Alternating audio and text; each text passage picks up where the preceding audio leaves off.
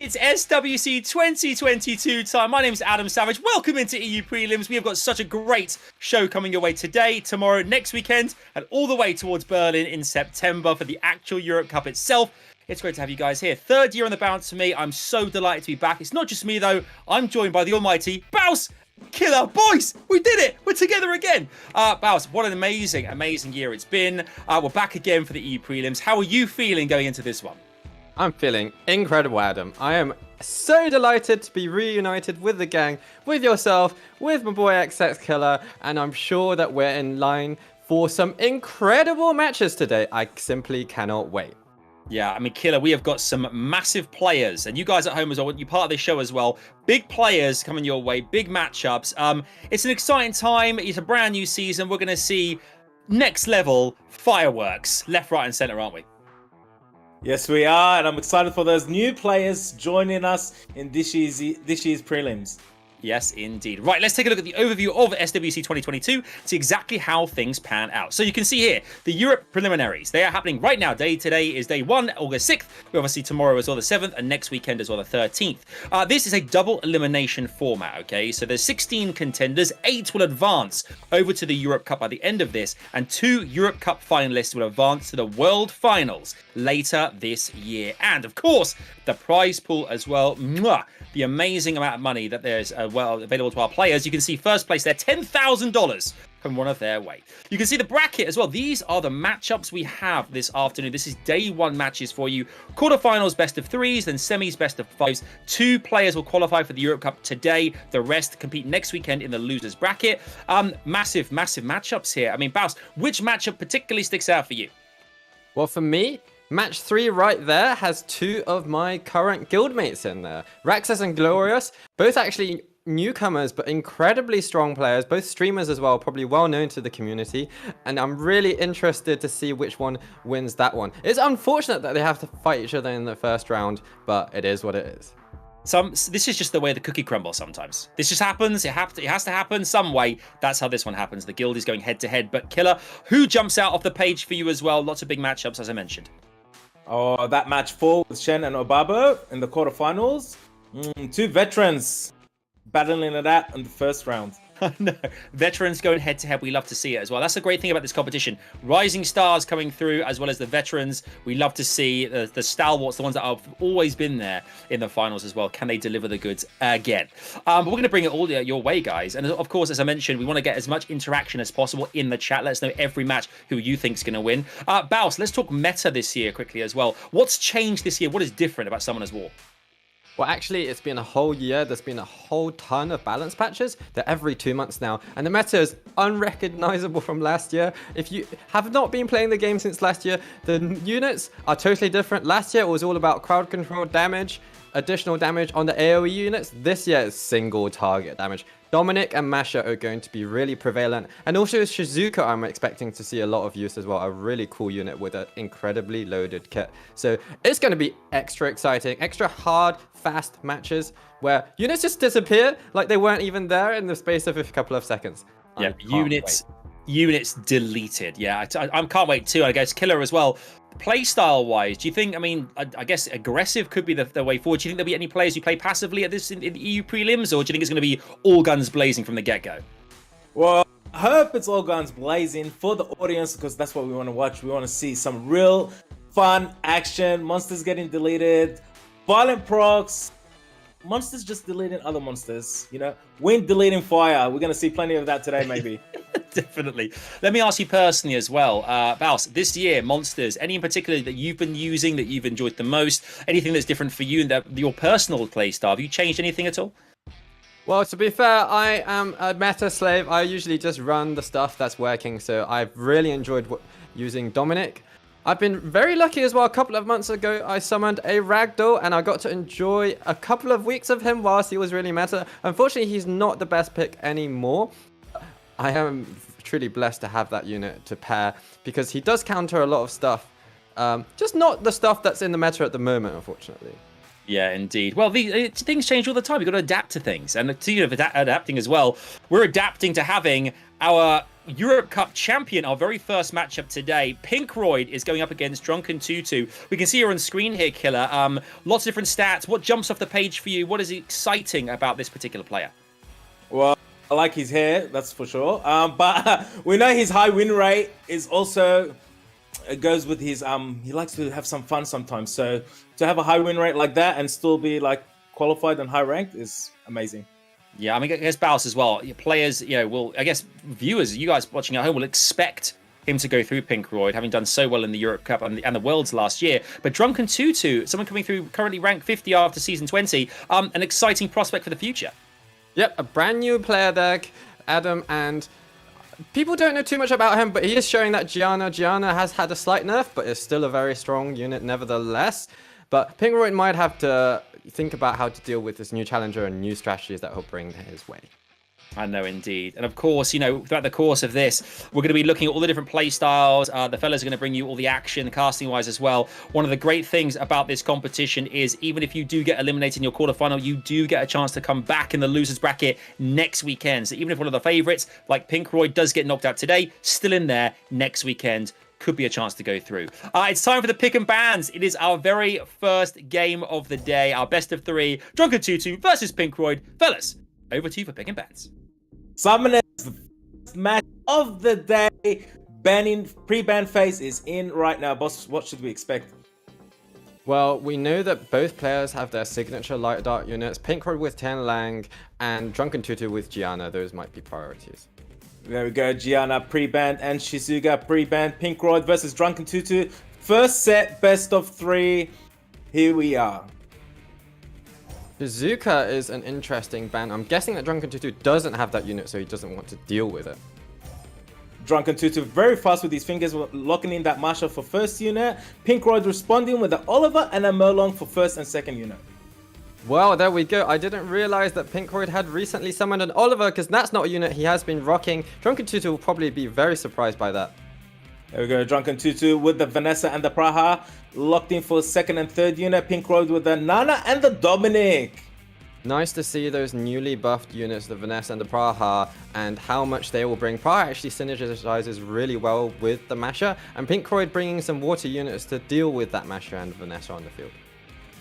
Very exciting. Curious to see what DRUNKENTUTUH and how he will respond to PINKROID's draft. Taking the time available to decide. Well, there's revivers on both sides of the field, but a Mephisto might be a good pick for DRUNKENTUTUH to deal with the Nana, as well as the fact that PINKROID doesn't have any fire units there. So maybe a Diana would be a good pick as well. There we go. Changpeng Abilia locked in for DRUNKENTUTUH's final 2 picks. PINKROID final unit to respond to DRUNKENTUTUH's draft. Not sure about the Bellio. It's a decent counter pick to Mo Long, but not really to the other two units, especially with that Oliver on the field. I think PINKROID isn't rocking any strippers at the moment. He's going to need to bring one to set up for the Oliver resets. And talking about strippers, more aka Wateray has been locked in with the arena lead skill also for PINKROID's draft. I think both players might want to think about banning each other's speed leads in order to take the first turn. At the same time, the more Water Ryu is a good ban for DRUNKENTUTUH as well. Or just ban that huge source of damage to Dominic. DRUNKENTUTUH also has his own huge source of damage, of course, and Masher. But there's 3 water units, so maybe Praha could be a decent ban as well. There we go. Vanessa banned. Merlong banned. Wow, just that speed lead is banned. So we got the Oliver with the 33 speed lead. Praha with the resistant 41 leader skill. Locked in. Here we go, guys. The first set, the first match. DRUNKENTUTUH versus PINKROID. First turn goes to Moore. Goes with the rolling spike. I'm not sure about that ban there from Tutu. He's let through the Ryu Oliver combo with the Nana as well. Oh my goodness, we see what's happened. Wow, Dominic deleting that Abilia. Nana getting a Soul Harvest stack already. Praha going for the heal. Lands the sleeps. Praha another turn. Goes into Nana. Dominic additional turn. Goes into the Masha. PINKROID is just rubbing it in right now. Masha could get a feather of procs, but Nana is on 2 souls harvested already. That's 2 extra lives for his team. Even if Masha takes some procs, it's going to be a real uphill battle for DRUNKENTUTUH from here. Well, go DRUNKENTUTUH returning a favor, putting in some serious damage into the Oliver. Praha taking him out. Oliver comes back with a full harvest, and taking a turn into that Praha. Let's not forget that Dominic is so powerful because his passive is just fixed damage off his attack, so he can easily do decent damage to the Masher, as well as his 2 water units. Smash is dismounted, she's going to be gone really soon, and PINKROID is going to wrap up this win. Before she goes, she takes out Oliver. Dominic's about to take a turn, deletes that Praha, additional turn with that Dominic, deletes that Masha. Oh, 3 units versus 1, amazing. Yep, that's it. DRUNKENTUTUH will be ruined the fact that he let through the Oliver Moore combo. I think an Oliver ban might have been even better than a Moore ban there, actually, because then there'd be not much to follow up on the Moore. But at the same time, you know, it was just an incredible draft all around from PINKROID. This is why he is the reigning EU Cup champion. Absolutely unbelievable scenes there from PINKROID. That Dominic there, Baus.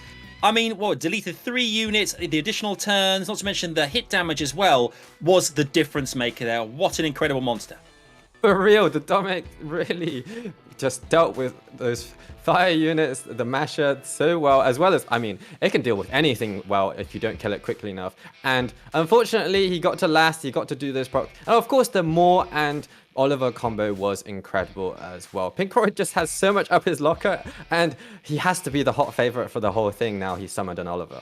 Oh, absolutely. I mean, killer as well. Obviously, we know PINKROID, the successes previously, but coming into this matchup against DRUNKENTUTUH, obviously, this is Tutu's last chance in this best of 3 to stay in the competition today, otherwise goes through the loser's bracket.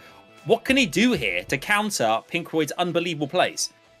Honestly, the way he stood his ground against PINKROID was actually pretty amazing, because that Masha did take out that Oliver a few times. The Praha took out Oliver a few times. The Nana saved that Oliver, but he stood his ground, and we're going into our second set right now. Yes, we are. Pick and bans, baby. This is it. Can PINKROID take it 2-0, or can DRUNKENTUTUH get back into the competition? Over to you for pick and bans, lads. Here we go, guys. Pre-bans are in. That Masha gets the pre-ban. The Tiang Lang gets the pre-ban. Both monsters taking a few seconds to decide how they'll draft against each other. Finally, we do see the Tianlang pre-ban. Masher is a good choice as well. It did a lot of work for DRUNKENTUTUH in the previous round. PINKROID with that first pick locks in Oliver for his first unit.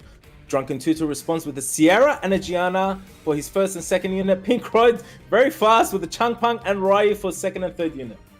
PINKROID absolutely knows what he's doing. He knows he's going to have to contest speed now that Gianna is on the field. So he's bringing those speed leads. He's bringing that AoE reset from Changpeng and the additional reset from Oliver. There we go. DRUNKENTUTUH with the segment and the Verdi heal for his fourth unit. PINKROID responding with a Barbara. And what will his final unit be? I do like the segment, but I'm not sure about the Verd Hill because the only unit you can really reliably revenge is the Changpeng. And if PINKROID brings a bunch of water units like he is right now, then the Verd Hill is going to struggle to make an impact. There we go. We see Merlon get locked in for the fifth unit for PINKROID's drafting. DRUNKENTUTUH, final unit. How will he respond to that draft? I think DRUNKENTUTUH might want to think about a speed lead here, or just bringing something like a Diana in order to hard counter those water units on the field. If he has a Dominic as well, that would be nice, or maybe even a Nana. We're about to see he's taking all the time available for him to consider his draft perfectly. Any moment now. Final unit, Ethna locked in. Bans will be in any moment now.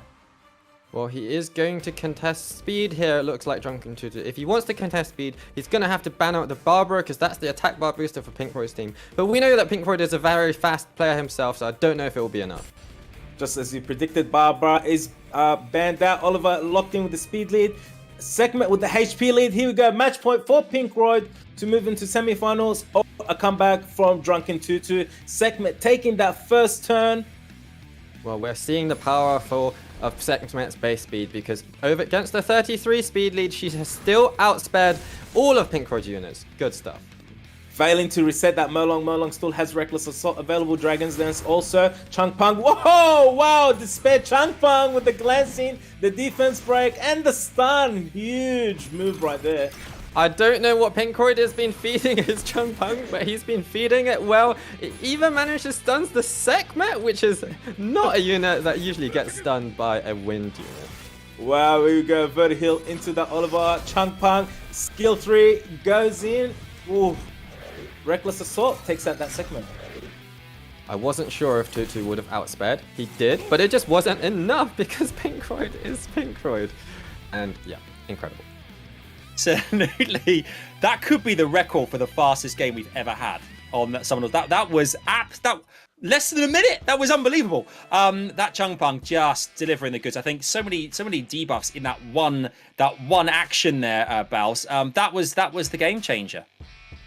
Absolutely incredible. Changpang only has a 75% chance to strip, I believe, but it didn't matter. PINKROID is on a roll right now, and it was just incredible to see. This Oliver that he summoned recently goes very well with his normal aggressive draft, and he's just slotted right in, taking him to the next level. I thought he might want to play some mind games, maybe deliberately lose the first match to go into the losers bracket for extra practice like he did last year. He's decided against that. He's shaking things up.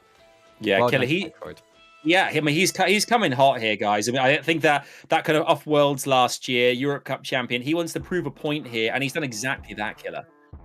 Adam, I don't know if it was PINKROID playing or me, because my heart is beating because that match was so exciting. I hope you guys enjoyed it, and it shows us why PINKROID is one of the favorites to advance in today's prelims. Definitely. You can see here in the bracket, folks, this is how it stands after that first game. A total cakewalk there for PINKROID. He goes straight through to the semi-finals in a best-of-5 later on against either ISMOO or JANZELOT, which is coming your way very shortly here. Baus, for DRUNKENTUTUH as well, obviously you want to give him a shout-out having just competed here, but what can DRUNKENTUTUH learn from that? It was so fast, so quick. He played against the best of the best. What does he take away from that to take into the next weekend? Is there anything at all? Well, I think it is his first experience off SWC, so, you know, it's to be expected that it might be a bit tough for him, but he's been able to see what PINKROID does. Maybe he could think about the strategies that PINKROID put in place, try and implement them himself, because PINKROID is a player that you can learn a lot from, for sure. Yeah, EU prelims, an absolute baptism of fire. And we move into our next game here, where ISMOO, also featuring last year in Worlds, and another great player here, Killer. Well, we've seen so many times, and look at that win rate, 61%, impressive stuff. I was exactly looking at the same thing. Qualified in the last season, 61% win rate. This is someone not to be underestimated. For sure. No, definitely not. And we've known him for a long time here as well. And what makes him so strong, Baus, and also how can JANZELOT here give him a run for his money?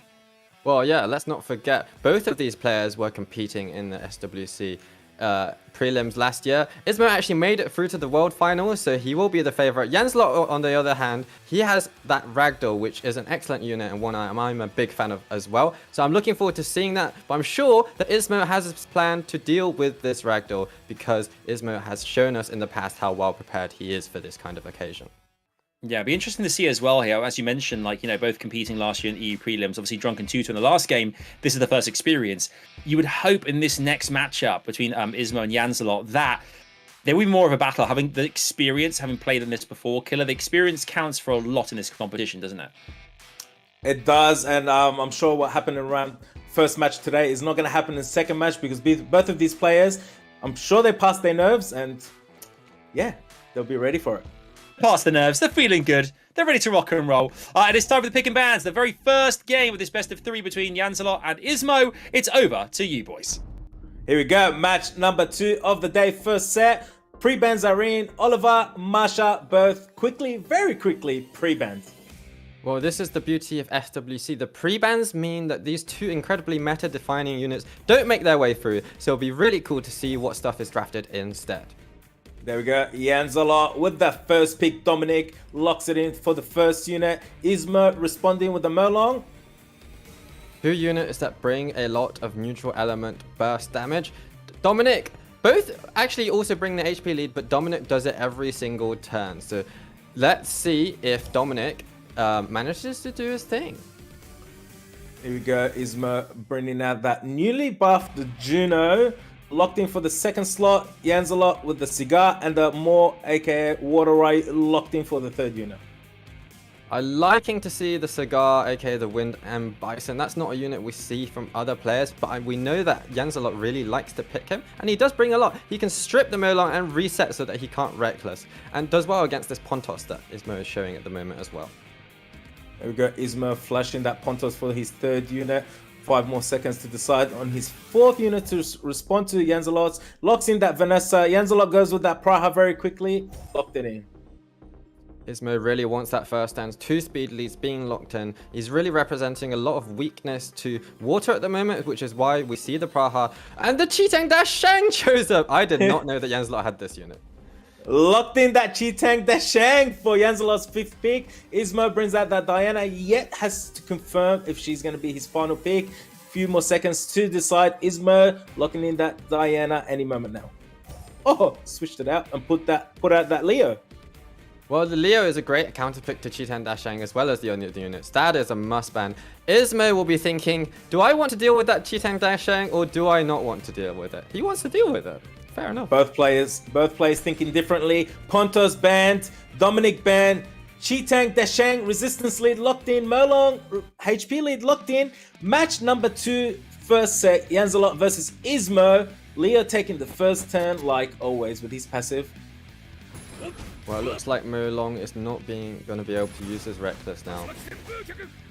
There we go, Cigar provoking that Molong. That's a very fast Cigar. Chitang Dashang, boom, stuns the Molong. Ooh, and stuns that Juno as well, but we've got that speed buff on Juno from her passive. I do wonder if JANZELOT not banning the Chitang Dashang is going to hurt him. He actually had 3 units to deal with the Pontos on the field. And more strips, and Cigar could have reset the Pontos. But, I mean, you never know because these things can happen. Anyone can win the game at this point. There we go, putting in that damage into that Vanessa. Juno, full heal from the debuffs into ISMOO's team. He's working on that Cigar, putting in some damage into that Cigar and dropping his HP slowly. I was wondering if he kept the Leo on the field because Vanessa has a little bit of anti-synergy with Leo because her speed lead is less useful, but she does bring that sustain for the Leo as well. When Leo comes back, he gets an attack buff and he's on quite low health, and I believe he will be in turret range, so it'll be interesting if we get to see a Leo ignore defense torrent in this match. This Juno taking some turns with that newly buffed speed buff she gets from her passive. Chitang Dashang into Molong. Molong, skill 3, skill 2, Dragon's Dance, Reckless Assault into Chitang Dashang. Looking very unhealthy at the moment. Here we go, Cigar to follow up. There is another unit that Leo is countering as well, actually, because Praha's speed buff is doing nothing for her. So even though she got buffed with the speed buff, in this match, her buff doesn't matter. And the same for Juno. Juno's speed buff doesn't matter in this match because of the Leo. So actually, in a sense, we're seeing 2 nerfed oracles on the field. Indeed. Oh, here we go. Oh, Chitang Dashang is out of this match. Cigar goes into that Vanessa. He's working on this Vanessa, trying to get her out of the match because of her passive. Indeed, I think this match is probably as good as over. The Leo has been incredibly impactful, and I think JANZELOT will be ruining the fact that he kept the Leo on the field because it has had such a large impact. That was a huge additional turn from Vanessa, putting some damage into the Cigar. Leo taking out that Cigar. Or skill 1 into Vanessa, attack break on Vanessa. Whoa, huge start on that Praha from the Juno. He's working on that Juno. Here's a chance for ISMOO to take out that Praha. Takes out the Praha. This is huge. I think that's an incredibly tanky Vanessa as well, because the Vanessa has so many revives now. I think building her really tanky and fast is a really nice build. She's managed to survive for so long on the field. Are we going to see a more... Oh, I was going to say a solo, but here we go. ISMOO taking that first set 1-0, still best out of 3. Yeah, it went exactly as we imagined, where there was a bit more kind of like, time taken, particularly from JANZELOT there as well, before actually taking a move, rather than going bang back and forth incredibly quickly. There was definitely more a reserved approach, but I think that comes with experience perhaps as well. And against, I guess, Baus, you're playing against ISMOO, who is one of the best of the best. So you have to come at it in a different angle. But you said about Leo, how important a factor was Leo being on the field there for JANZELOT? Honestly, that was the reason that JANZELOT did not win that match, because Leo countered the Chitang Dashang and the Praha and the Ryu, I would say as well, so hard, and leaving it on the field just because there's a little bit of anti-synergy with Vanessa was not enough of a reason. If he banned the Leo, I think JANZELOT would have had a really good shot of winning that first round. Yeah, these pick and bans are so important, aren't they, Killer? They really differentiate the winners and the losers before the matches even started sometimes. Exactly. It's mind games. It's all mind games. Whoever wins the mind game wins the match. Yeah, it's all about the mind games, baby. Okay, let's see what's going to happen in the second game of this best of 3. Can ISMOO make it 2-0, or can JANZELOT get back into it? Over to you guys for the pick and bans. Here we go, guys. Match 2, set 2. Pre-bans are in. Ragdoll and Oliver are pre-banned. Both players taking a few seconds to decide how they'll draft against each other. Well, he's not pre-banned the Chitang Dashang. He's chosen to pre-ban the Ragdoll instead. So we might get to see some more Chitang Dashang action. I'm really looking forward to that, even if there's no Oliver. ISMOO locking in that matchup very, very quickly. JANZELOT with the Dominic and the Molong first and second pick. Masher, incredibly oppressive unit, so it's good to see Molong as a solid, decent counter to the Masher. Molong Reckless plus a Dominic hit can dismount Masher. So it's all about who wants to try and take the first turn and who wants to try and outlast a little bit now. ISMOO with the Chung Punk for the second unit. Takes it back out, brings that more, and then locks in Chung Punk for the third unit. Locked in. Well, it looks like ISMOO wants to take that first turn with more Chung Pong combo, a really, really strong combo, and JANZELOT is going to have to decide if he wants to contest speed here. Here we go, JANZELOT with the Sekhmet for the third pick. Sekhmet is a really good counter to Chung Pong, not so much to the other two players.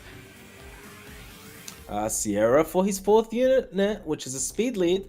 Here we go, ISMOO flashing a couple of units. Trident, Chiwu, Tiana. He's just playing those mind games with his opponent, but yo, Wunsa! Oh my goodness! Wow, Wunsa locked in. ISMOO has been buying those LD packs. I did not know that he had these two monsters either.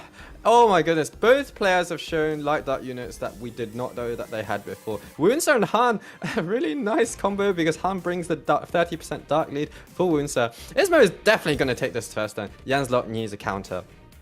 And the counter is Vertihil locked in for the fifth unit on JANZELOT. The banning phase is in now.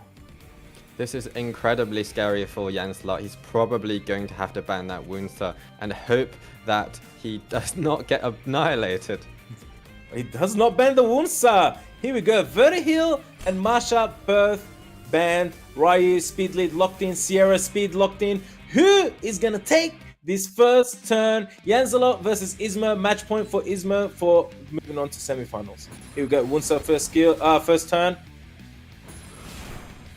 Oh, that is unfortunate. ISMOO's units aren't quite fast enough to follow up after the Wunsa, and the Sekhmet managed to cut there. But she didn't reset. Unfortunately for JANZELOT, she did not reset. Here we go. Chung Punk. Serious matter. Oh, additional turn. Goes for skill 2. Lands the defense break on Sierra. Oh, Han. Han is about to take something out. Which unit is he going to take out? Everyone looking very unhealthy at the moment. Oh my goodness. So unlucky for JANZELOT to miss the reset from Sekhmet. And I think this match is done as well. Another incredibly fast match. Today's matches are just lightning. Some would say fast link. Here we go. Sierra out of that match from that Han. Han taking out 2 units. Wunsa into Molong. Molong not looking too healthy. Sekhmet skill 1. Failing to do an attack break on the Han.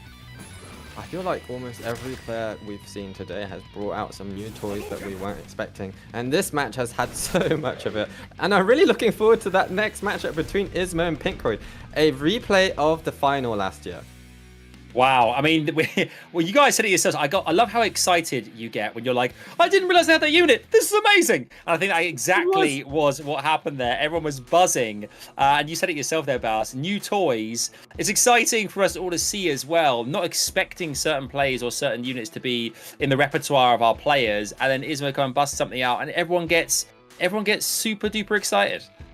It is really, really cool to see. It's interesting that he actually decided to bust it out so early on when he was already 1-0 up. He could have chosen to save that for later for the match against PINKROID, so that PINKROID did not have as much time to prepare for him. But, yeah. I mean, we get to see more matches with those units, so I'm not going to complain. I was thinking the exact same thing. I was thinking, why not just hold that back and unleash it? And at the final, everyone's like, "Yo, no way!" Killer as well. I mean, what a great what a great display there again. I mean, we got a great semi-final. PINKROID versus ISMOO. This is going to be a huge one. But for JANZELOT as well. Obviously, we said about prelims last year being featured as well. Definitely held a lot longer than DRUNKENTUTUH did. But you know, next weekend, what can JANZELOT do to get back into this? Play extra matches all week, no sleep. Next week, extra matches to try to qualify for that Europe Cup finals. Indeed, that's exactly right. You can see here on the bracket as well here, guys. So PINKROID and ISMOO will go head-to-head later on in a best-of-5 semi-finals, which is going to be amazing to see. And that is going to then go into a Europe Cup place. One of those two players will definitely qualify for the Europe Cup today on this show. One of those two, 100%. But of course, there is loads more coming your way. 2 more quarterfinals. Then of course we have our semi-finals, the action tomorrow, all that other stuff as well. Myself, Baus, and Killer are going to be here to bring you all the fun stuff. Do make sure to keep the conversation alive online as well. We've got loads more I want to hear from you guys. Get it in the chat. Be as interactive as possible. Engage with us as best you can. I don't think we ever saw it was going to be that quick. The whole thing went super, super quick. But as I said, loads.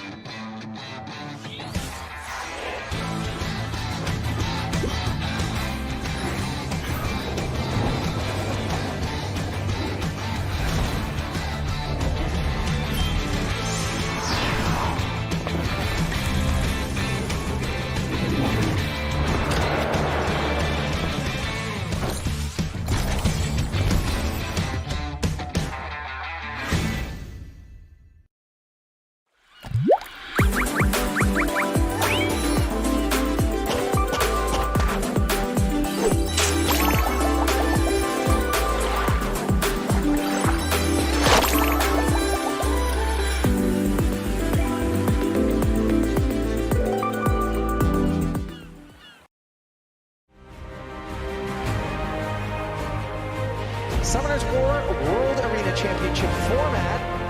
Tournament favorite is our first ever Summoners War World Arena Champion.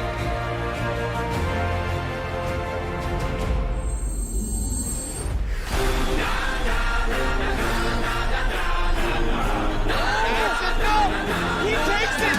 BD is our champion! It's It's going to be this year's SWC champion. Legendary like my birthplace. It's my time like my birthday. No one my destiny. I'm standing up for the world to see. And I came to leave a legacy.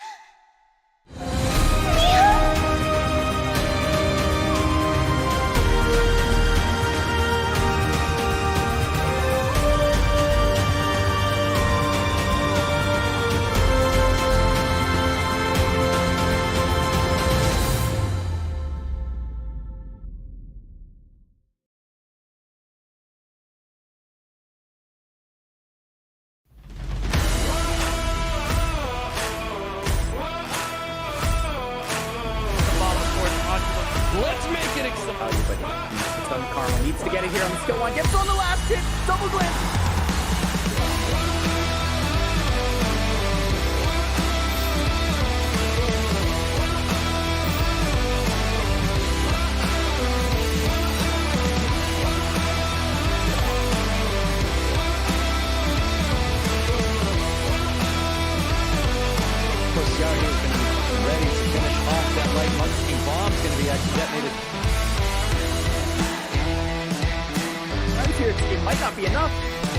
go down.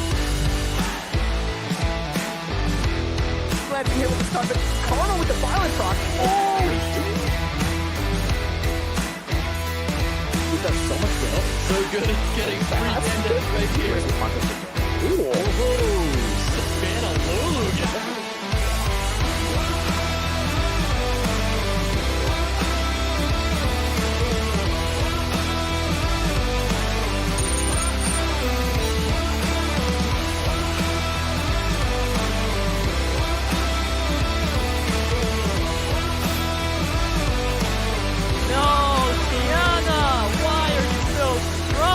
Of course, all buttons taken down Rosa in round 4.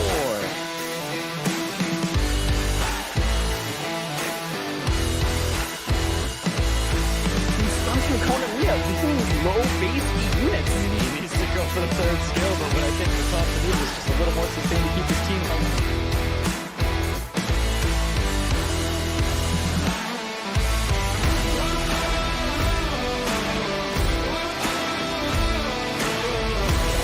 With destiny could not be denied. He is yours. Summer's War.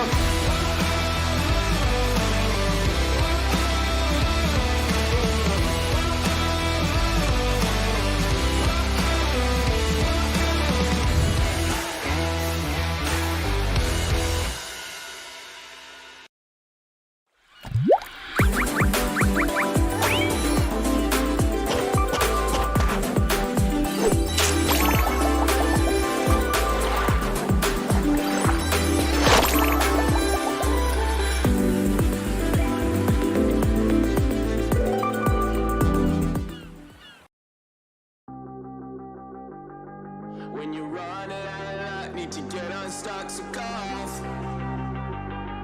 When you're up against the wall and you cannot fall, so go off, go off, go off, go off, so go off, go off, go off, go off.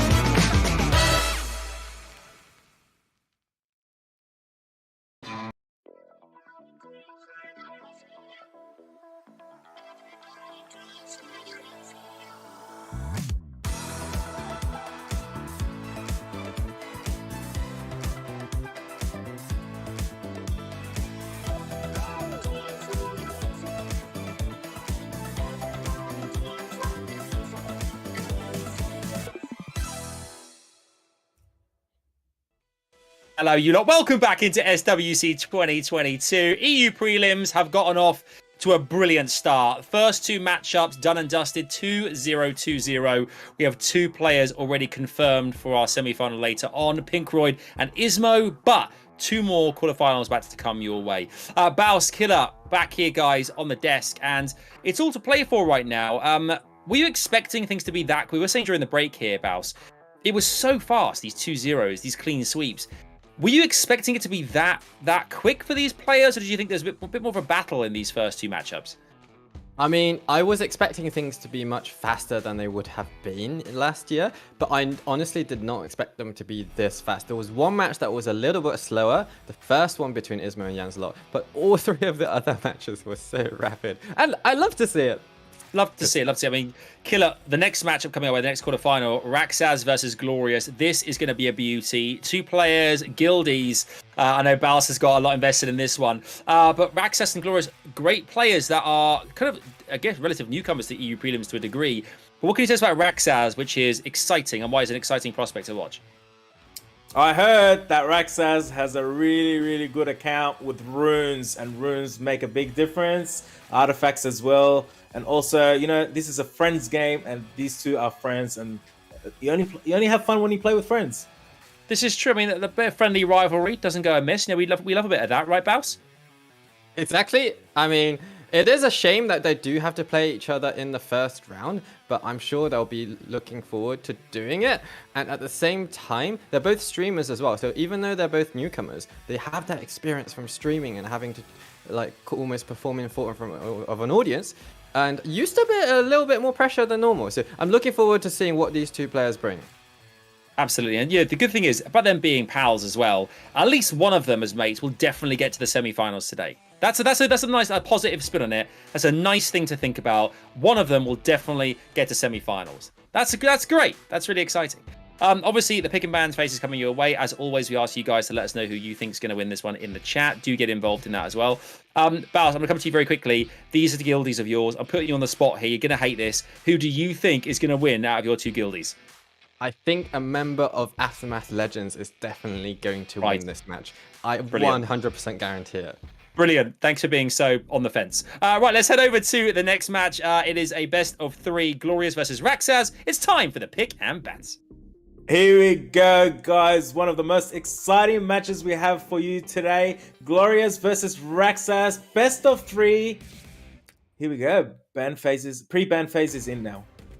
Well, Glorious has a lot of nice light dark toys that RAXXAZ can think about banning. Potentially the Tianlang, maybe the Wunsa, maybe even the Shan, which is one of his signature units.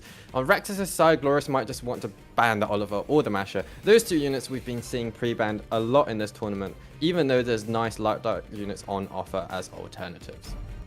But players taking all the time available to decide. No rush here. We got the Oliver pre-banned. The Moore, aka Water Ray, also pre-banned. Both very strong speed leads for Arena. I actually really like that Moore ban. I think Moore is a really crucial part of RAXXAZ's draft. Without the Moore, RAXXAZ is going to have to think about an alternative stripper that brings a speed lead. Chiwu is much weaker than Moore though. There we go. Glorious with that first flex, and then switch back to Marsha. Marsha locked in for Glorious's first pick. RAXXAZ taking the time to decide how he will draft.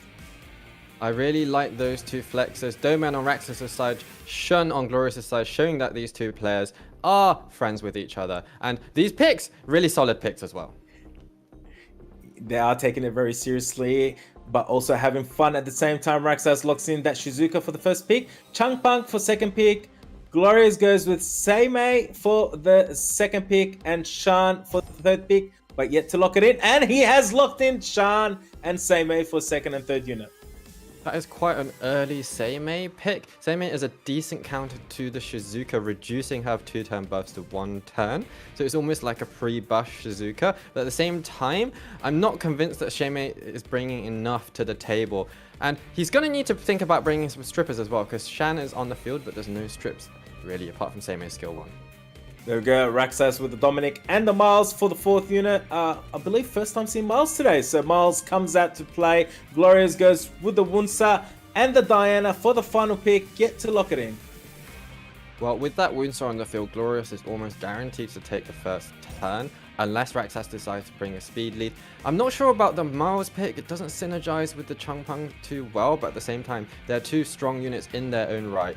And Dominic, I'm surprised that we've had to wait so long for Dominic, but I believe that's because Glorious doesn't have a Dominic. Oh, there we go. Diana was locked in for the final pick on Glorious draft. RAXXAZ, final unit. How will you respond? Well, he could think about a speed lead. He could think about some sustain like Nana. There we go. Escher has been selected as his final unit till the timer has run out. Banning phase. I wonder if these players will decide to ban the Windsor and the Escher to contest first turn, or ban the main source of damage, i.e. the Shan or the Masher on Glorious's side, and the Dominic on RAXXAZ's side. There is a strong choice, and there's a little bit of mind games involved here. No matter what, that Diana is going to be a really strong into RAXXAZ's draft as well. Another option. There we go. Wunsa banned. Miles banned. Leader skills will be selected any moment. The tension is high.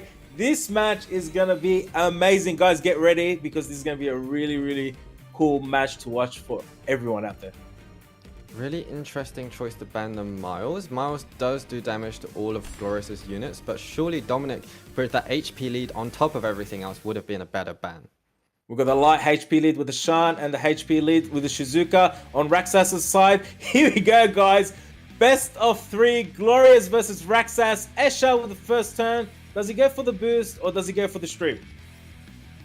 I think RAXXAZ is going to want to try and delete one of these units immediately. Glorious has a lot of units off will, actually. There we go. Changpeng, serious matter, pushing the attack bar back for that Shan. Seimei, Masha. Here we go. Diana putting up that shield. Whose turn is it now? Shizuka about to take a turn. I think the fact that Glorious only had Diana on will and the other 3 units did not have will runes is a big issue, because usually the Changpeng needs a stripper to move before him, but it didn't matter. He used this attack bar reset of serious matter, and now it looks like RAXXAZ is going to wrap this match up. There we go. That's an additional turn from Dominic, a game changer right there, taking out that Shan. Masha can return a favor right now. Does some serious damage to that Dominic, pushing him halfway. Escher with the speed buff and the heal. Shizuka, all things in nature, still available to use. Will he use it or will he go for skill 2? I think now is a pretty good time to use it, or he can wait to put up the Soul Protect like he is doing right now. 1 turn Soul Protect on Dominic. Here we go. Seimei about to take a turn. Brings out the Shan. Shan has one more chance. AoE stuns the whole team on RAXXAZ's side. Masha goes into Dominic, dealing some damage. Diana into Dominic. Wow, Diana transforms. Will she be able to strip off that Soul Protect from Dominic? Well, I kind of spoke too soon, because now that Dominic is about to go, I don't think RAXXAZ has the damage to deal with the Diana and the Masha.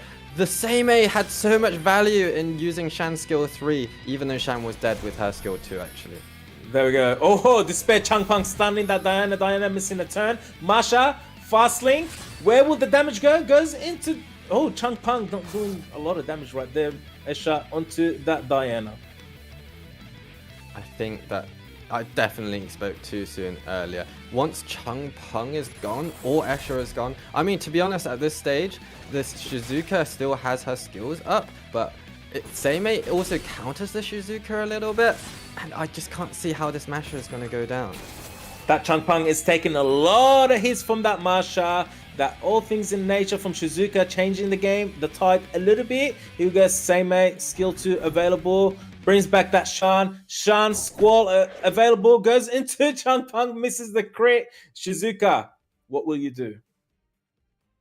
I think looking back on the match, the fact that RAXXAZ decided to focus the Shan first instead of the Masha may have been a mistake, because Shan's skills were still available from Seimei anyway. The synergy between Masha and Seimei is not so great. So with Masha dismounted, it could have made a big difference to the match. The dead units are taking out more from the opponent's draft than the ones alive. Here we go, Masha fast link into Escher, landing that defense break. Escher with the heal and the speed buff. Here we go, Masha another turn into Escher. Shizuka skill 1 gets the strip.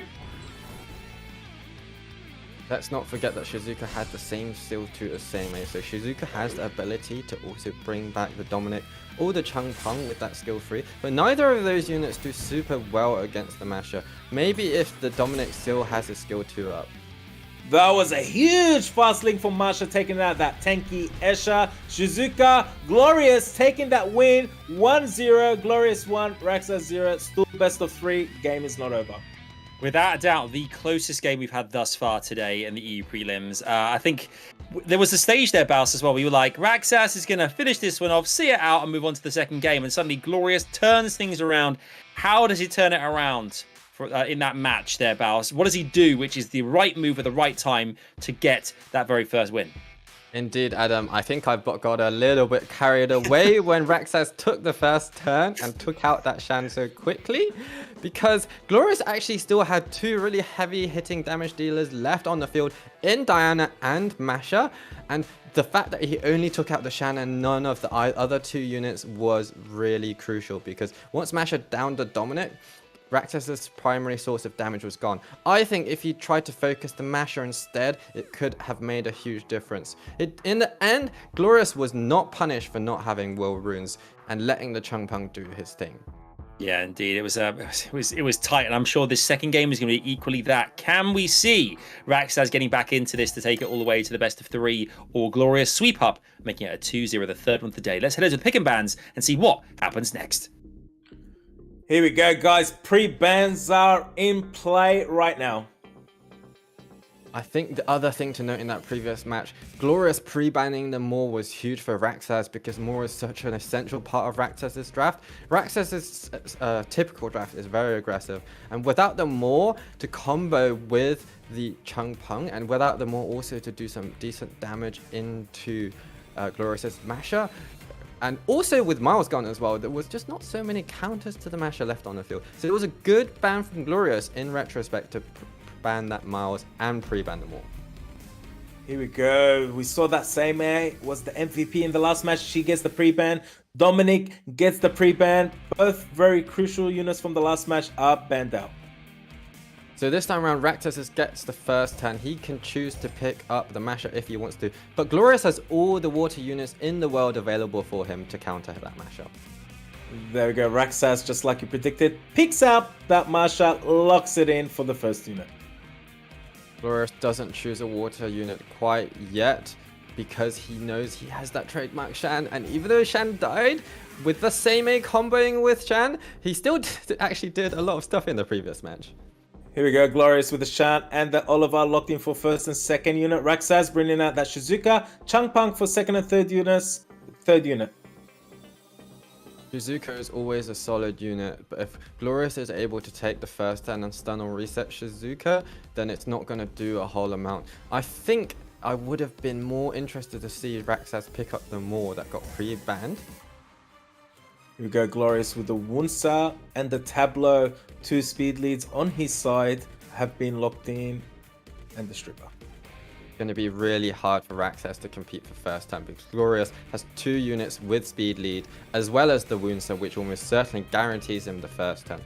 RAXXAZ is going to think about if he wants to pivot into something like a Leo, like a Juno, maybe a Douglas even potentially, in order to counter what Glorious has on offer. There we go, RAXXAZ bringing out that Maw, aka Water Ryu and Escher for his 5th unit. Glorious low, bringing out Trident, but yet to lock it in. 20 seconds to decide. What will he do? Well, if he brings out that Triton, he is definitely going to take this first turn. If he bans the Maw, brings out the Triton, manages to take down the Masher quickly, I think Glorious might take this game. But if a couple of resistances kick in, it's going to be tricky. Let's see how the luck falls in this match.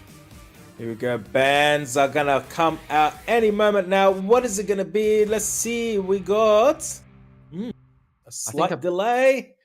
I think a ban on the Masher would also be really good for Glorious, so that RAXXAZ is lacking in damage. Just like you predicted, Masha gets the ban. Oliver gets the ban. We got the leader skills in. Tableau 24 speed lead. Maw 24 speed lead. Who is gonna take the first turn? Wunsa or Escher? Match point for Glorious. Here we go, guys. All about the Swift rune quality here. Wunsa taking that first turn. Attack bar pushback. Ryu cuts in with his passive. Goes for the strip. Strips 2 out of the 3 unit. Trident cuts in. Goes for the silence. Lands the silence on everyone. That is huge. Escher with the heal block on the Shan. Well, it looks like all the luck has gone Glorious's way there, unfortunately for RAXXAZ. He didn't miss any strips. Moore did cut in. That was RAXXAZ's only chance of victory if Moore cut in and stunned a unit. He did not stun a single unit on Despair, and once this Changpeng goes down, the game is probably as good as over. That was a huge additional turn from the Shizuka. Unfortunately, she had the silence on. She only had available skill 1. Here we go, Tableau. Skill 3 available. Goes for the reset. Does the reset. Gets the speed buff. Wusa, skill 1 into Shizuka. Trident into Shizuka. Shizuka barely surviving. Shan failing to take out the Shizuka. Oh, that's huge. Oh, that is unfortunate, and we might see a huge comeback now. I think I called it a bit too early. One thing I do want to point out is that Glorious's Tableau moved before the Shan, so he couldn't use return dice to give Shan an additional turn. If he changed his speed tuning that Shan moved first, it would have been better. And now, if Escher manages to take out this Shan, then RAXXAZ is going to bring the game to 1-1. Wow, serious matter from Changpeng, returning in favor to Glorious and resetting that attack bar. Shizuka gets that soul protection. Here we go. Escher, skill 3, taking out that Shan. This game has turned around very, very quickly, and it was all because of all things in nature from Shizuka taking that first turn and landing all those debuffs. Indeed, killer. RAXXAZ had such a tanky Shizuka. The Shan, I thought it was going to take her out with the skill 1. It wasn't quite enough. I wonder if he put some light reduction on his Shizuka, knowing that Glorious likes to pick up the Shan. If he did, well done to RAXXAZ. Very, very clever of him. People out there watching, this is the best of Summoner's War. 1-0, RAXXAZ ties it up. Match point for both players in the next set. How exciting. Can't wait to see the rest. Yeah, we wanted it to go all the way here. We wanted the Guildies to get into a best of 3, and that is exactly what has happened here. One interesting thing there is, again, we assume it's going to go one way, and suddenly things turn on a dime and completely change here. The RNG playing a massive, massive part of that. Baus, what was the biggest factor for you? How did things suddenly change around? Because out of nowhere, RAXXAZ is right back in this. Well, that was the magic of Summoner's War. Usually when you have that Tableau, you give the team so many extra turns. Unfortunately, there were 2 things that contributed. The extremely tanky Shizuka that didn't get taken out by the Shan, and also Tableau moving before Shan rather than afterwards. That speed tuning didn't give his whole team a round of extra turns. He had to use the Tableau's stun instead of the Shan stun. So that, I think, was a really, really big factor. Unfortunate for Glorious. After this match, he might want to think about re-runing his Shan and his Tableau and swapping their turn orders. Yeah, it just goes to show that this entire competition, runes are so incredibly important to how you progress in the competition. Let's head back into the game. We have a best of 3 here. The last one, whoever wins this, will go through to semi-finals. It's Glorious RAXXAZ 1-1. It's time for game 3.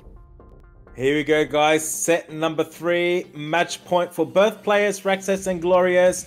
Pre-bans are in. Marsha's banned out. Moore is banned out. Both players taking a few seconds to decide on their draft. Smart pre-ban from RAXXAZ because Masha really did a lot of work for Glorious in game 1. A good pre-ban from Glorious as well with the Moore. Here we go, Glorious with the first pick, Oliver. Great arena speed lead. I'm expecting a Shizuka and a Dominic to be picked up quite early on from RAXXAZ. Both of those units have done a lot of work for him in previous drafts, especially the Shizuka in the draft team we just saw. Here we go, RAXXAZ, Shizuka, Changpeng, locked in. First and second unit, Glorious. 25 seconds to draft up. Draft up's the same that did him real well earlier on in the first match. Not sure about that Changpeng pick. Didn't do it so well for him in match 1, but at the same time, I'm sure he has a plan up his sleeve. Here we go, Glorious with the Seimei and the Shan, locked in for second and third unit. RAXXAZ goes with the Tableau, and the Dominic for third and fourth unit, locked in. Glorious flashing that Diana. Oh boy, I love that aggression from RAXXAZ with the Tableau. And Glorious, usually the first unit you think to counter Tableau will be a Leo. He can't pick the Leo because his team has the Shan, which Leo would counter itself. But the Wounser is an excellent counter pick to make sure that Glorious gets the first turn instead of RAXXAZ. And that Wunsa was picked as the final unit on Glorious draft. RAXXAZ, how will he respond with his final unit? I actually think the fact that RAXXAZ stole the Tableau from Glorious is a blessing in disguise because then Glorious doesn't have to deal with his wonkily speed-tuned combo of those two units.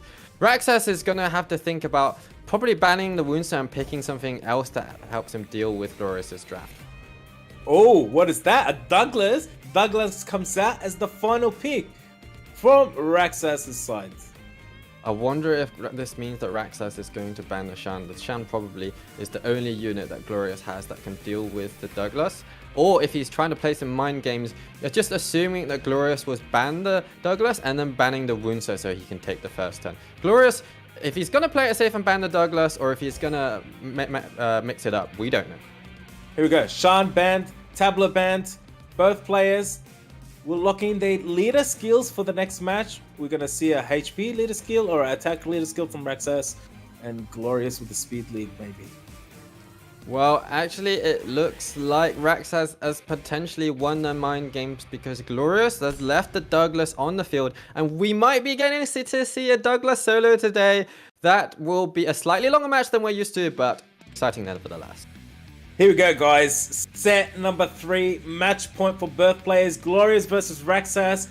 That Woundset takes that first turn, stripping everyone, getting... Oh, Oliver follows up.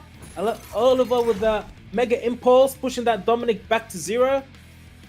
Interesting that he decides to push back the Dominic rather than reset the Chung Peng, because this means that Chung Peng is going to be able to get his skills off if he gets the chance to move. But yeah, let's see if Glorious has any high attack units. The Oliver does stack attack if he gets to survive on the field a bit longer, so RAXXAZ will probably want to think about taking out that Oliver ASP. There we go, Oliver with the impulse gun onto the Chung Peng, pushing back a little bit of that attack bar. Shizuka skill 1 into Diana. Diana takes a turn, doing some serious damage onto that Dominic. Okay, Diana, another turn. Skill 1, where will it go? Will it go into Dominic or will it go somewhere else? Well, there's a couple of options. I think finishing off that Dominic makes a lot of sense. Or just proccing. Why not, Killer? Why not? That is a game changer proc right there, dealing more damage into that Chung Peng. Diana has an option. Chung Peng, Dominic, goes for Dominic. Dominic's out of the game. Shizuka's still on the field, so Dominic could come back. Oh, huge stun from that Chung Peng on the Oliver. Wow. Here we go. Douglas about to take a turn. What will he do? I think that RAXXAZ should focus down the Oliver because that's probably the only unit that can deal well with the Douglas. But at the same time, if Glorious goes for a Diana transform into a skill 2 with a couple of crits on Douglas, it could take her down. So I guess Diana is a little bit of a threat as well. Here we go. Shizuka brings out Dominic for one more turn, puts that damage into Diana. Not dealing too much damage because Diana's still looking pretty healthy, but does have a heal block. Diana, transform, shield. What will you do? Puts the shield up. Oliver. Ooh. Mega Impulse Gun is available. Goes into Shizuka. Succeeds with the attack bar pushback. I don't like this play from Glorious at all. I think he should alternate between the Shizuka and the Douglas, and when Oliver had that shield up, it would have been a good time for Oliver to try and reset the Douglas to see if he could land a non-glancing, but unfortunately he didn't choose to do that. Here we go, Oliver with the Mega Impulse Gun into Shizuka. Shizuka's not taking any turns. All these turns from Oliver pushing back that attack bar. Same skill 1 into Douglas. Beneficial block on Douglas. Woundset. Oh, wow. Diana, your turn. I actually didn't mention Woundset has a decent counter Douglas as well. Woundset has touched Douglas twice and actually not had the revenge on him, so maybe that's a high attack Woundset potentially, or just some good RNG from Glorious. Nevertheless, Diana also helps. That shield means that Douglas doesn't leech as much health. There we go. Oliver with that huge Mega Impulse Gun onto the Douglas, resetting his attack bar, pushing back his HP. Looks like this match is decided because it's 4 units versus 1 unit with 1 HP. Will Seme take out this Douglas with a slight tap, or we'll just wait for the timer? I think it's done. Even the Seme didn't get revenge from the Douglas. So unlucky for RAXXAZ. He will probably be smashing his phone right now that the Douglas was such a great pick, but it didn't do anything for him in the end. It didn't and didn't, and Glorious goes through to the next round. Fellas, Baus, were you expecting that from Glorious to turn it around like that and go through to the next round? Did you think RAXXAZ was going to be the one to do the business there? Honestly, I wasn't. I was really looking forward to a Douglas solo.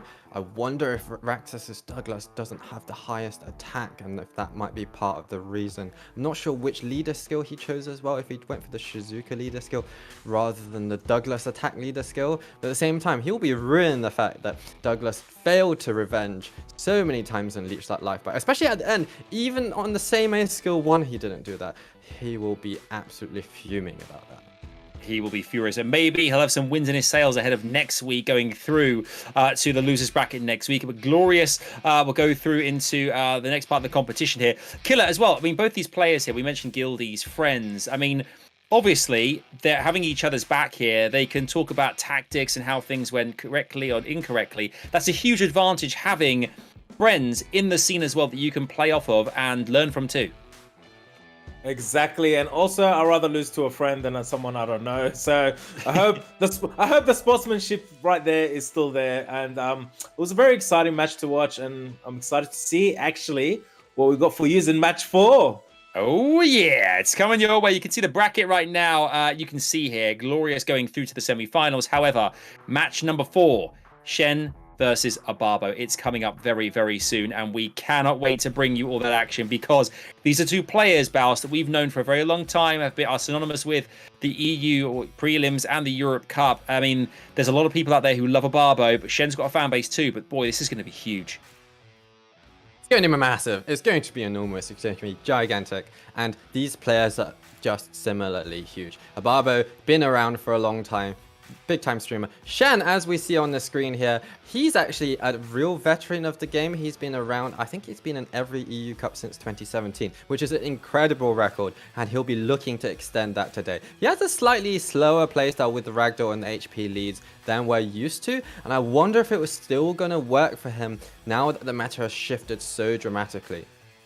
Yeah, that is a very interesting point, actually. Every season, the meta shifting as it does affect players to a degree here, but someone we know who's been putting in the hours, grinding away with over 1,000 matches played. You can see OBABO streaming relentlessly. I mean, Killer, you are a streamer as well, all the time. How much does it help streaming and playing at the same time together? Like, how much do you build and grow doing something like that?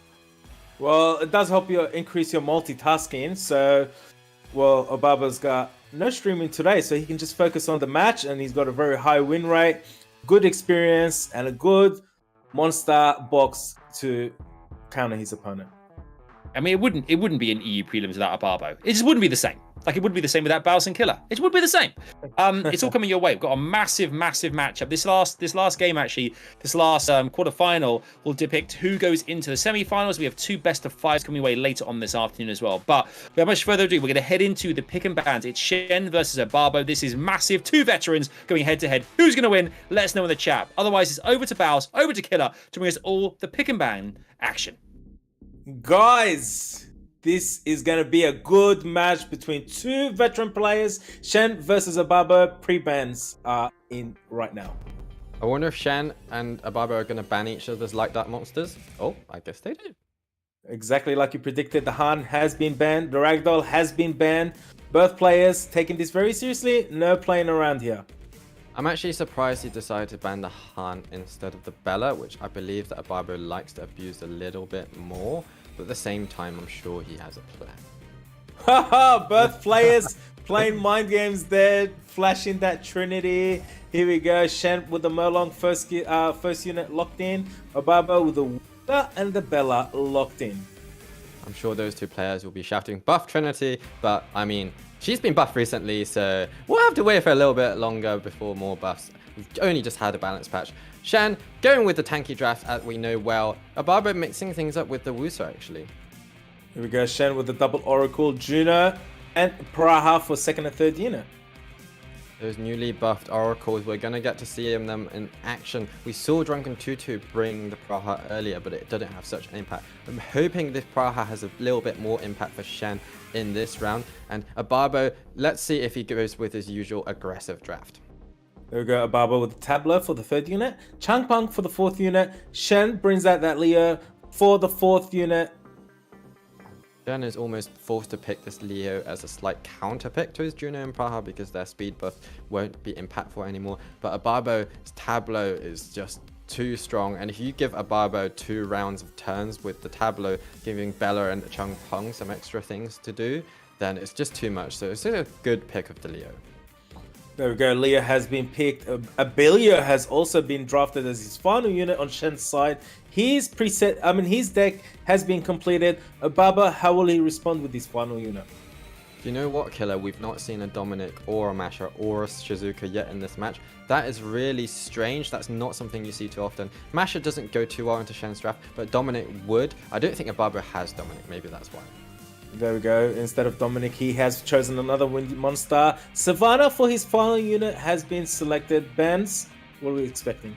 Well, I think it's clear to see that Savannah means that he's going to ban out the Leo, and then Shen can just ban accordingly, either the Tableau or the Savannah.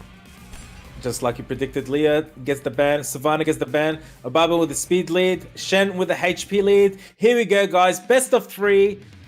Set number 1.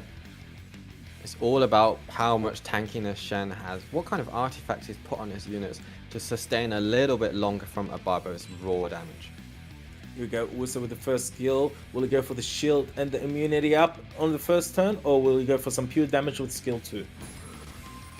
It's going to be interesting to see if Obabo manages to reset the Abelio, because if the Abelio manages to cut in and heal his team, Obabo is going to struggle. There we go. Chung Peng gets the strips. Tableau resets the attack bar. Wusa about to take a turn. Skill 1, skill 2. Where will the damage go?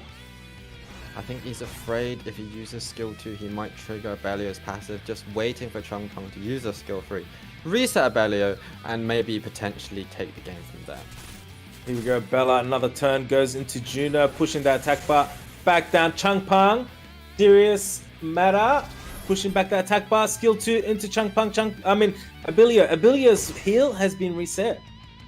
If Abelio manages to proc right there, it would have been game-changing, but unfortunately for Shen, he did not. And I think Obabo might be heavily favored in this match now.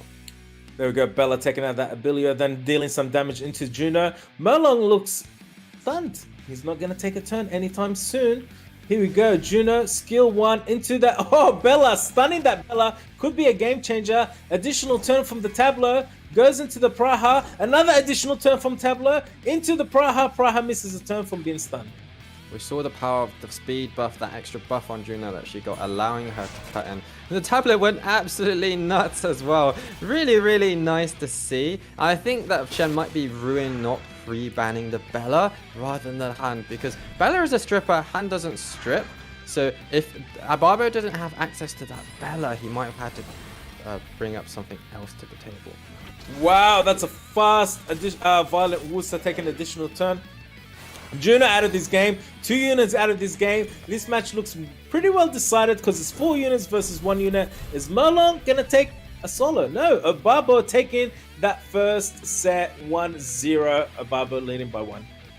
Unbelievable there. Obabo stripping away at Chen there. And sadly, Shen loses 1-0 down to Obabo right now, who is looking so dangerous. I mentioned stripping there. Having strippers in your team is so integral just to get rid of the health of your opponent. And Obabo had that by the bucket load there, Baus.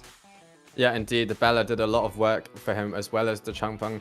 Tableau giving them an extra round of turns. We saw the power of Tableau moving last, which Obabo had. Glorious didn't have that in the earlier match we just saw. And Obabo, of course, I wasn't sure if Shen was too tanky for Obabo. He was not too tanky. Obabo, so much damage. He's been farming those artifact dungeons to get the additional damage on Bella. And Bella just an incredible unit, actually. Hugely underrated in the past. I don't think she's underrated now at all. Everyone fears the Bella. Yeah, Bella is getting her time in the spotlight, which is fantastic stuff. And the killer as well. You know, Shen, what can Shen do now? We're going into the pick and bans right now. What can Shen do to remain in this competition and try and get to that semi-final spot? What Shen can do is do a comeback. Tying it up and going into a tiebreaker between the 2 players. And then here we go. Pre-ban phase. Locked in. Bella, Leo have been pre-banned. Well, that is a very interesting pre-ban of the Leo. Quite early to pre-ban a Leo, but why not? Because Shen relies on the Leo really hard. Bella pre-ban makes a lot of sense. He doesn't want to deal with the Bella again. OBABO first pick. Melong locked in very fast. Chen, second pick with the Wusa, first slot, and second unit. What are we going to see? A little bit of a surprise from OBABO to pick the Molong so early on, actually stealing a unit from Shen. A huge source of damage, so it can still fit in really well with OBABO's usual aggressive draft, but it means that Shen is going to have to switch his draft up quite a lot because he doesn't have the Molong in his pocket anymore. Here we go, Sekhmet locked in for the second unit. OBABO, how will he respond to that draft? I wonder if he's going to go with a similar draft that Shen used last time, or just go with his usual draft. The Sekhmet being picked so early makes it quite difficult to go with the speedy draft, so I think OBABO might mix it up. And he has mixed it up. He brings out two Oracles. The Praha and the Juno have been locked in for the second and third unit on OBABO's side. This draft is looking exactly the same as what Shen picked last time. They're literally swapping roles, although Shen's draft is a little bit different. I like the fact he's bought two Oracles, both strippers, so that even if Sekhmet resets one of them, the other one can still reset the buffs on Wusa's Wish of Immortality. Here we go. A Ragdoll comes out to play, third unit for Shen's deck. Automail, fourth unit. Wow. Some LD Nat 5s coming out to play today, guys. Well, that is a unit we have not seen in a very long time. Not a meta unit at all, the Artemal. Just showing that how old school Shen is. He is old school, but at the same time, he makes it work. And OBABO is going to have to think about some fixed damage potentially that doesn't crit to deal with this Artemal. Wow, this draft, a Bolvark and an Icarus come out and get drafted for OBABO's fourth and final pick. Icarus, Shen, how will he respond? I think something like a Verad will be actually a really good pick for Shen, because OBABO does not have any buffs on the field, or just like another resetter, maybe a Cigar to reset the Molong / the Icarus. Shen with the Nana for the final pick has locked it in. Both players few seconds to decide what they'll ban. I do like the Nana pick as well. Nana probably a good unit to ban. Sekhmet probably also a good unit to ban. OBABO has a good amount of sustain, but actually the Bolvark does not have so many units apart from the Wusa to give him buffs. He's definitely gonna want to keep the Wusa on the field. Shen is probably want to ban out one of OBABO's primary sources of damage. Here we go, Molong is banned, Nana is banned. Both players, leader skills, what will you choose? I think the HP leader skill for Shen is an obvious pick on the Sekhmet. For OBABO, he doesn't have so much choice. There we go, HP leader skill for Shen. Resistance with the Praha for OBABO. OBABO leading by 1 match point for OBABO to move on to semis. Will we see a comeback from Shen? Here we are, guys. Set number 2, Shen versus OBABO. I think this reset from the Sekhmet is going to be crucial. If he pulls it off, then Shen has a really good chance of it. Here we go, Sekhmet goes for the reset, lands the reset, Wusa follows up. Is he gonna go for the shield and the immunity? I think he's not, because the Oracles will just turn those into dots. I think he wants to focus down the Icarus. Praha will be a good unit to focus down as well, because now OBABO can't snipe a unit turn 1 with that resetted Icarus. Here we go, Praha. Skill 2, skill 3 ready, goes for skill 3, tries to land the sleep, lands the sleep on the Sekhmet and the Wusa. Here we go, Icarus into Automail, Automail not revenging on that Juno, stunning that Juno. Automail about to take a turn. I think that's actually a really favorable position for Shen right now. We actually did get to see the power of Praha's buff there. This time the speed buff she's given, there's no Leo on the field, so it's actually making a difference. Is OBABO going to be able to run enough laps around Shen to actually take out a unit before Shen takes out one of OBABO's? That is the question. There we go, Juno putting in some damage into that Sekhmet, Automail doing Automail things, going and revenging that Juno and stunning her. Praha putting some damage into Sekhmet, Automail revenges and stuns that Praha.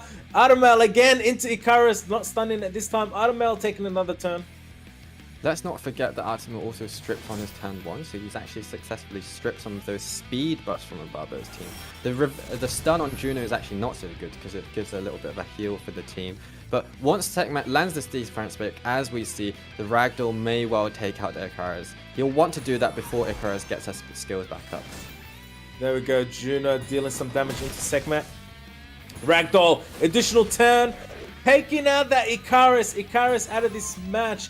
Here we go, Wusa with the shield and the wield has been put up on Shen's side. Well, it looks like Shen is going to wrap up this match. Praha still has the defense break on her, and also the Artemil and the Ragdoll, 2 tanky units that do a bucket load of damage. And well done to Shen, actually. OBABO, this draft has actually given me flashbacks of last year against Livet when he tried to go with Molong, Icarus, that kind of draft, and it did not work out well at all, and he lost 3-0 to Shen. And he'll probably want to think about whether he decides to bring out the Icarus again in the future, because it just keeps on not performing for him in SWC. There we go, Shen with 4 units, OBABO with 2 units, Artemil putting some damage into that Bolvark. Wusa, here we go, Artemil. Juno's about to take a turn, fails to take out that Sekhmet. Sekhmet goes out to that dot. This is actually an incredibly tanky Sekhmet. Shen's runes are not to be underestimated at all. We know that we don't see that much of him, but at the same time, he's just been quietly doing his thing, not revealing too much. And it's actually incredible to see that Artemil, a unit that we almost never see in the meta, is bringing us a win in this completely unrecognizable meta. Here we go, 2 units versus 3 units. Are we going to see a comeback from OBABO?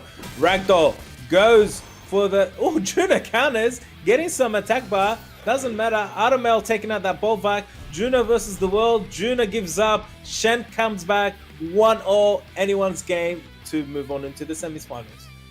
It is certainly going the distance, lads. I mean, that was a great performance from Shen there. I think, interestingly, earlier on we talked about units you weren't expecting, but Shen's rune play there as well, having those runes in his locker, ultimately, Bowles, was the difference maker there and keeps him in this competition today. Yeah, I mean, his whole team was so tanky, OBABO couldn't do anything against it.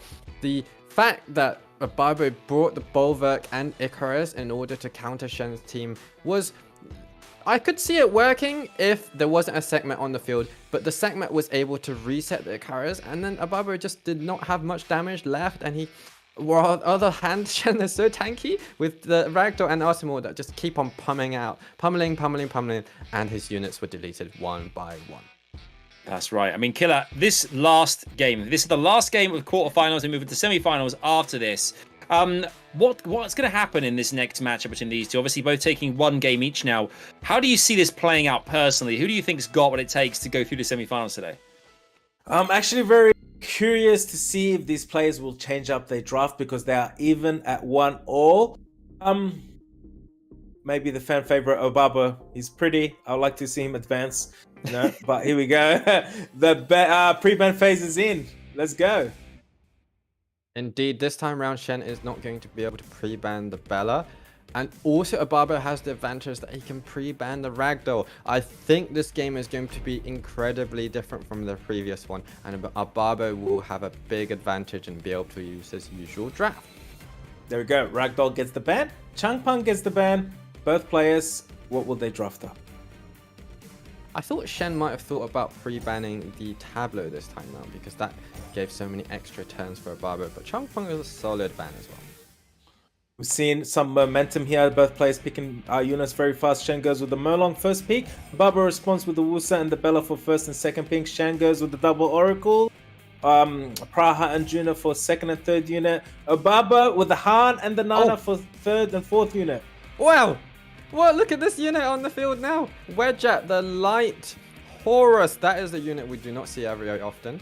That means that Shen wants to contest first turn. He's got the 24 speed lead and attack bar boost. OBABO gets his Han and Bella combo. That Han 30% dark lead is going to probably make sure OBABO manages to do a lot of damage in a short space of time, which synergizes really well with giving the Nana additional souls. Wind and Bison. Cigar has been drafted as the 5th unit and the Wedger as the 4th unit for Shen. Shen's drafting has been completed. OBABO, one more unit to draft up. Well, what are we expecting to see? I was hoping to see the Cigar in the previous match, and we finally get to see it now. It does counter Barbo's draft quite well. If Shen manages to ban out that Hun potentially and take that first turn with either a Swift Cigar or the Wedjack, then Shen is going to be in a good position. But at the same time, the Nana can give OBABO some extra survivability. Maybe he needs to ban that one out. OBABO with the final unit, Icarus locked in. Both players taking some time to consider their bans. Yeah, on Shen's side, I think either the Molong or the Wedjack would be good bans. Molong, the primary source of damage, Wedjack giving him the first down. On Barbo's side, it's really tough one between Nana and Bella and Han. Here we go. Wedjack gets the ban.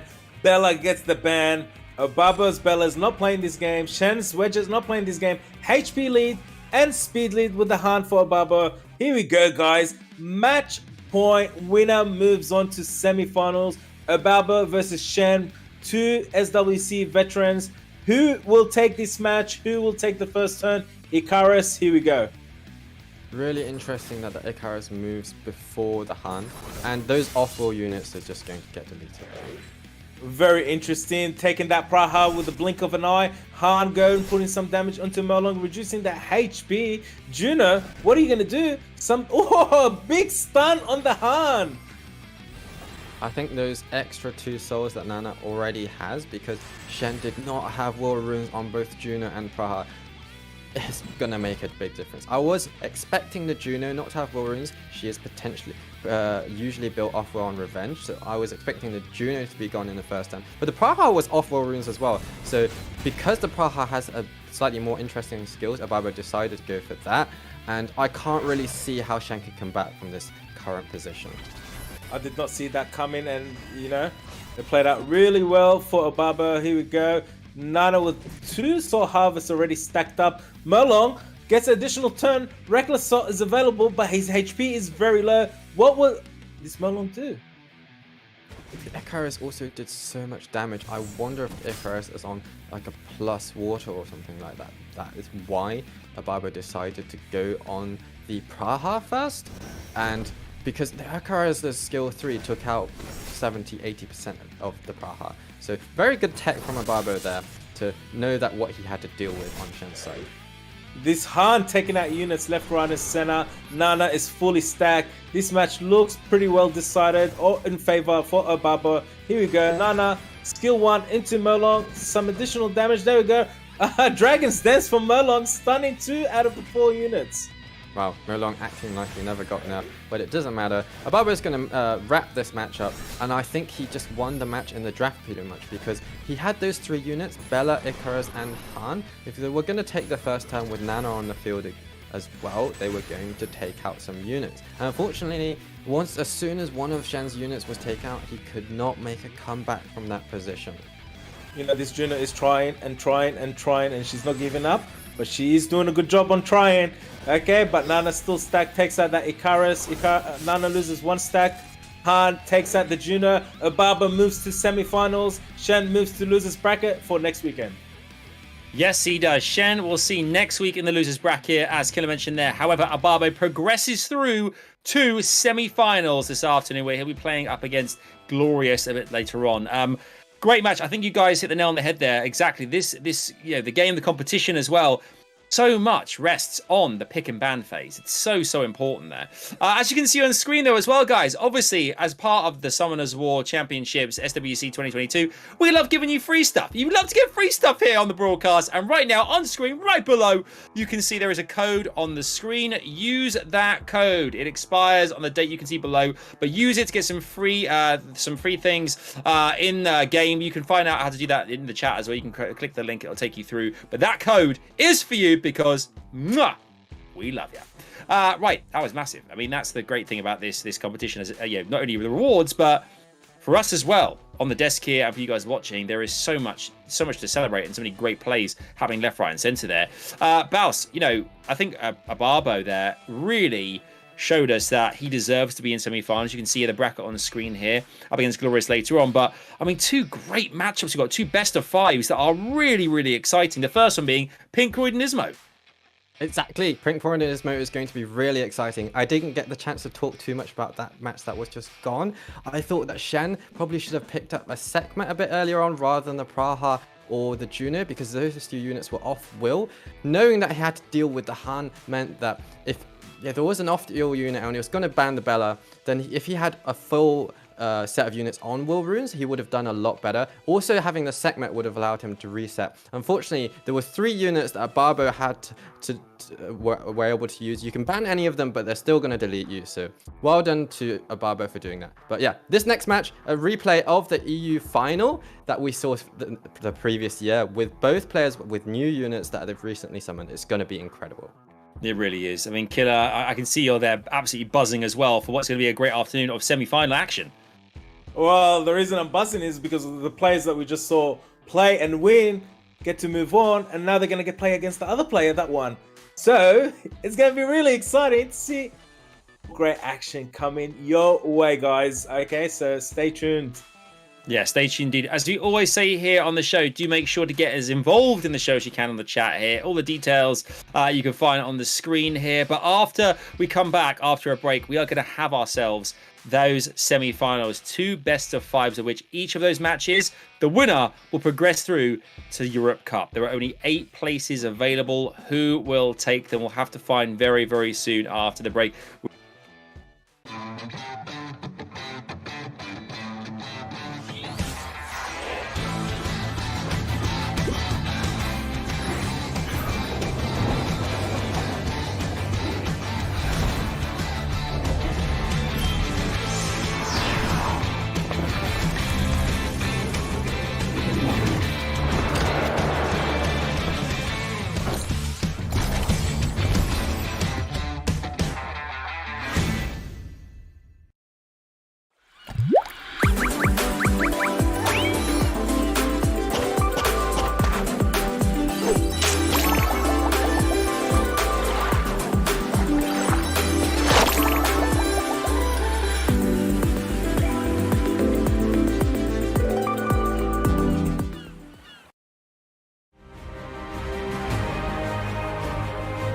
Summoners War World Arena Championship format. Tournament favorite is our first ever Summoners War World Arena Champion.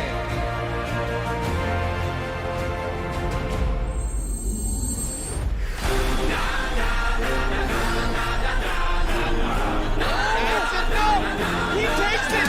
BD is our champion! It worked! Is going to be this year's SWC champion. Legendary like my birthplace. It's my time like my birthday. No one my destiny. I'm standing up for the world to see.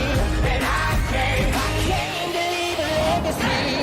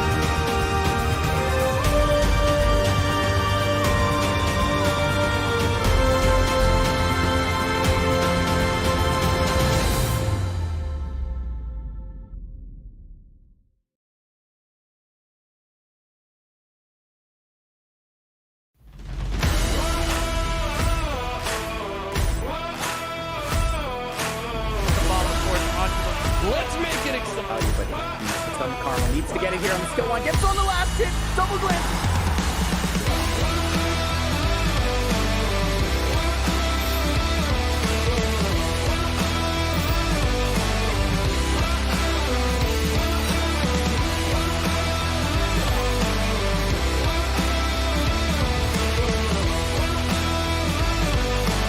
Ready to finish off that light monkey bomb's going to be actually detonated. Runs here, it might not be enough. That needs to go down. Glad to hear with the start, but Karma with the violent proc. Oh, he's got so much skill. So good at getting free ended right here. Oh, Savannah Lulu.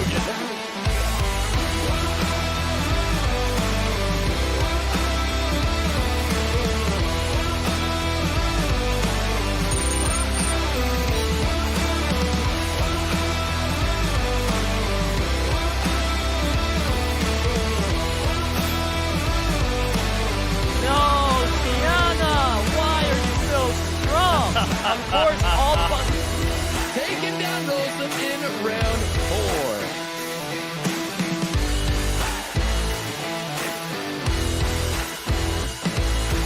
These stunts from Kona Ria using low base units. He needs to go for the third skill, but what I think the top to do is just a little more sustained to keep his team hungry.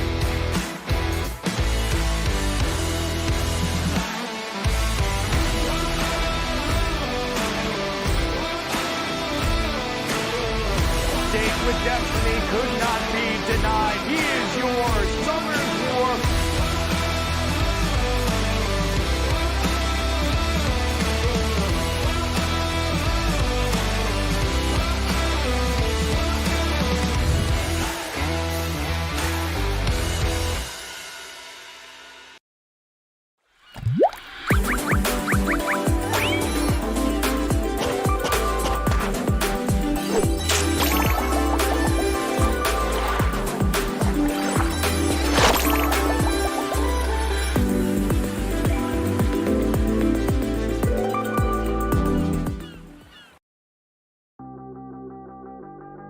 When you're running out of luck, need to get unstuck, so go off. When you're up against the wall and you cannot fall, so go off, go off, go off. Go off, so go off, go off, go off. Go off.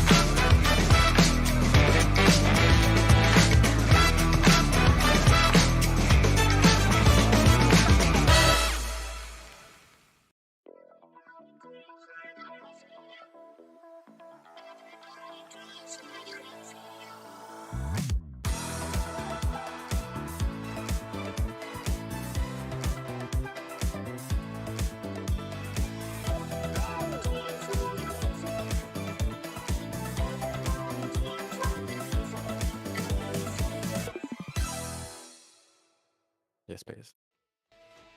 And welcome back into SWC 2022. It's EU prelims day number 1, and that's right, we have done our quarterfinals. It is time for semi-finals.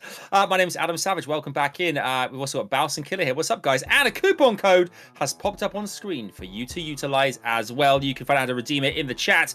Baus, quarterfinals done and dusted already. We make our way towards semi-finals already. This is moving at rapid speed here, but boy, has it been brilliant so far. It has been incredible. So many players busting out new units that we hadn't seen before. So many fast matches, end-to-end stuff. Well, apart from that final one between OBABO and CHENE, the other 3 matches were done in no time at all. And I am looking forward to some more rapid matches with really hard-hitting damage dealers. Let's bring on more of the same, please. Absolutely. Love that from you there, Baus. You can see here on the screen, if you just joined us here, guys, A, where have you been? B, this is the overview for you, again, of SWC 2022. You can see here the preliminaries. Today is day number 1. This is the bracket as it currently stands, as well as where we're currently at with our competition. We've had all of our quarterfinals this morning. Or this afternoon, should I say, earlier on. Now we have semi-finals, which are best of 5s. So best of 3s earlier on. These are now best of 5s, these 2 next matches. PINKROID and ISMOO, Glorious and OBABO. 4 big players, 4 exciting talents in Summoner's War. And match 1 is looking mighty meaty there with PINKROID versus ISMOO, Baus. I can't wait for this one. Delicious. Yes, this is going to be a really tasty match indeed. A replay of the European Cup final of last year, with both players having new toys to play around with, and both players being incredibly aggressive as well, with a lot of damage. So I'm expecting some really quick matches, but a really close one as well. Yeah, I mean, do you think, obviously, Killer as well, these guys played against each other in the finals, as we heard from Baus there. Do you think that gives them a lot more insight into each other's playing styles, or do you think this season is so different meta-wise that it really is going into this completely blind? It's a brand new opportunity to dictate proceedings against your opponent. Oh, you know, these players know each other very well, but will they take extra caution playing against each other? You know, we've got PINKROID that loves to play real fast, and ISMOO that knows PINKROID likes to play real fast. Will he be prepared or counter it by going as just as fast? Exactly. Baus, PINKROID stats on screen right now. Obviously, rank 1 really jumps out of the page here. But what else is it about his monsters particularly that you want to focus on? Well, I want to focus on that Tianlang because ISMOO recently summoned a Wunsa, which boosts the attack bar of his team, but Tianlang counters that unit really hard. So both players will probably be looking to pre-ban those 2 units, and let's see if either of them manage to make their way in. Yeah, and the ISMOO as well here, looking at the matches played and his stats. I think the least amount of matches played I've seen thus far on the broadcast, but with this guy's talent and this guy's kind of units and his experience, I mean, does it really make a difference, Killer? It does make a difference. You know, keeping that high win rate means that you're prepared for any draft that your opponent brings to you, because you are, you know, experienced on the drafting, which matters a lot. It's all about, you know, obviously one of these players after this next match as well will absolutely progress through to the Europe Cup. The very first position this year, 2022, in the Europe Cup finals, 8 players. One of these 2, PINKROID and ISMOO, will be in that Europe Cup. And they deserve to be there. They're both brilliant. The other one will go to the losers bracket next week, but that's another story. For now, it's pick and bans. Best of 5 means the first player to reach 3 wins is our victor. Let's head over to the pick and bans in game 1. It's ISMOO versus PINKROID. Here we go, guys. PINKROID versus ISMOO, best of 5 winner. Straight to the Europe Cup. Easy sleep for a month. Here we go. Wunsa gets the pre-ban. Dominic gets the pre-ban. What are we going to be expecting from these 2 players, boss? Well, that is interesting. PINKROID does decide to pre-ban on that wound, so probably not something he was planning to pre-ban previously. Whilst ISMOO did not pre-ban the Tianlang, he pre-bans the Dominic instead. PINKROID can't use that Dominic that's done so much for him recently. There we go. ISMOO stealing that Oliver very quickly, locks in that speed lead with Oliver for his first unit. PINKROID responds with a Ryu and a Masha for first and second pick. Well, PINKROID immediately signaling that he's going to compete for turn 1, as is ISMOO with the 33 speed lead of Oliver. I think that ISMOO is going to be thinking about bringing some counters to this primary source of damage, the Masha, and the Miles is an excellent early counter to Masha. Oh, this is very exciting. Drafting ISMOO with the Miles for the second unit. Third unit, Merlong takes the Merlong away from PINKROID. PINKROID responds very quickly with the Tablet and the Changpang for third and fourth unit. PINKROID's draft is looking incredibly threatening right now. 224% speed leads, multiple sources of strip, with the tableau giving his whole team an extra turn. ISMOO is going to have to decide if he wants to compete for turn 1. He doesn't have access to the Wunsa anymore if he's gonna try and bring some units with a little bit more sustain to deal with everything that PINKROID is going to throw at ISMOO. But he does have access to another speed lead. Brings out the Pontos for his 4th unit. Locks in that Pontos.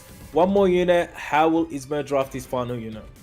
I think a Lear would be a decent pick, but would also counter his own draft. Something like a Setmet could also be interesting. There we go. Another fire unit. Carnal has come out on ISMOO's final pick. Locks it in. PINKROID responds with Wind and Bison Cigar, but changes his mind. Brings out the Wusa, but has not locked it in yet. Locks it in. Here we go, guys. I actually really like the Wusa pick because ISMOO is not representing a lot of strips. Only the Miles with a single target strip and the Molong with a weak AoE strip. So I'm expecting one of those two to be banned out because they also counter the Masher. On ISMOO's side, he might just want to ban the Wusa as well, or he might want to ban the Tableau for those extra turns. PINKROID bans the Miles, ISMOO bans the Wusa. Both players go with the speed lead. ISMOO has the 33%, PINKROID with the 24%. Interested to see who will take this first point. Best of 5. Masha with the first turn to Oliver. That is an incredibly fast Pontos. I wonder if it's a Swift Pontos or if ISMOO just has really, really good runes. Probably the latter, to be honest. Wow, Despair, Changpeng stunning 2 of these units right there. Tableau follows up and resets the attack bar. Masha, fast link, goes into Oliver. Oliver not looking too healthy right now. Ryu follows up after Masha. Where will the damage go? We now saw the power of speed tuning your units because Pontos did move before PINKROID's draft, but then PINKROID, all of his units got to move twice straight after, and now the Oliver is already gone and things are looking really good for PINKROID. Here we go. Ryu with the... Ooh, what is it? Serious? No. Oh, Ryu with the strip. Yep, the skill 2, I think it's called Rolling Spike. Tempire or something like that. Because this is the Ryu, not... It's the water Ryu, not the Moor, actually. And yeah, I think this Masher is... it's going to just keep on pummeling in that damage to all of ISMOO's units. And this match is probably as good as over by this point. Rolling Spike from the Ryu is the AoE strip. Here we go, Masha, skill 1 into Pontos. Additional turn, puts more damage into that Pontos. Skill 1 with Molong into the Tableau. Tableau goes for the stun, gets the slow on the Molong. Silence lands on Changpeng and Tableau. Indeed, PINKROID has been running this sort of draft on ladder pretty much the whole way on his way to rank 1. And he didn't actually need to really bring out any pocket picks. He just went with his usual draft and ISMOO was not able to handle it. Wow. I can't believe he's done it again. PINKROID again with a lightning fast finish there. 1-0 in the semi-finals. PINKROID is not messing around today, Baus. He is here to deliver the goods and show us that he is a worthy champion and wants that final spot back again. He just seems unstoppable right now. Precisely, and I'm really surprised that ISMOO didn't try to mix things up, knowing that PINKROID was bringing his usual draft. I mentioned the Sekhmet earlier. I think that would have been a much better pick than the Carnal. If his Sekhmet had been able to, say, reset the Changpeng, PINKROID would not have been able to bring anywhere near as much as he was able to bring in that round. So I'm sure ISMOO will be thinking about how to redo this, but let's not forget, ISMOO gets the Wunsa in this next round, and that's going to put ISMOO in a good position to make a comeback in the next match. Yeah, he seems so strong there, Killer, but we know ISMOO has absolutely got what it takes to fight for his place as well. Obviously, having been there before, you want to taste the good stuff and be in the Europe Cup again. How does he come back in this next game? Ooh, put up a fight, which is which is about to do right now. We're going into our second set. It is best out of 5. There is still plenty of room for a comeback or a great match. Here we go, pre-ban phases in. Indeed, this is gonna have to mix things up. We got the Han and the Tiang Lang pre-banned. PINKROID banning that Han, ISMOO banning that Tiang Lang. Well, not too surprised about those pre-bans. ISMOO, especially with the Tenlang pre-ban, means that his wound surge won't have a hard counter. PINKROID is going to have to think about how he deals with this wound surge. Does he go for the outspeed or not? PINKROID with Oliver first pick locks it in. ISMOO, Marsha, Dominic, locked in for first and second unit. PINKROID brings out that Merlong and more Water Ryu. ISMOO's draft is looking very threatening indeed right now.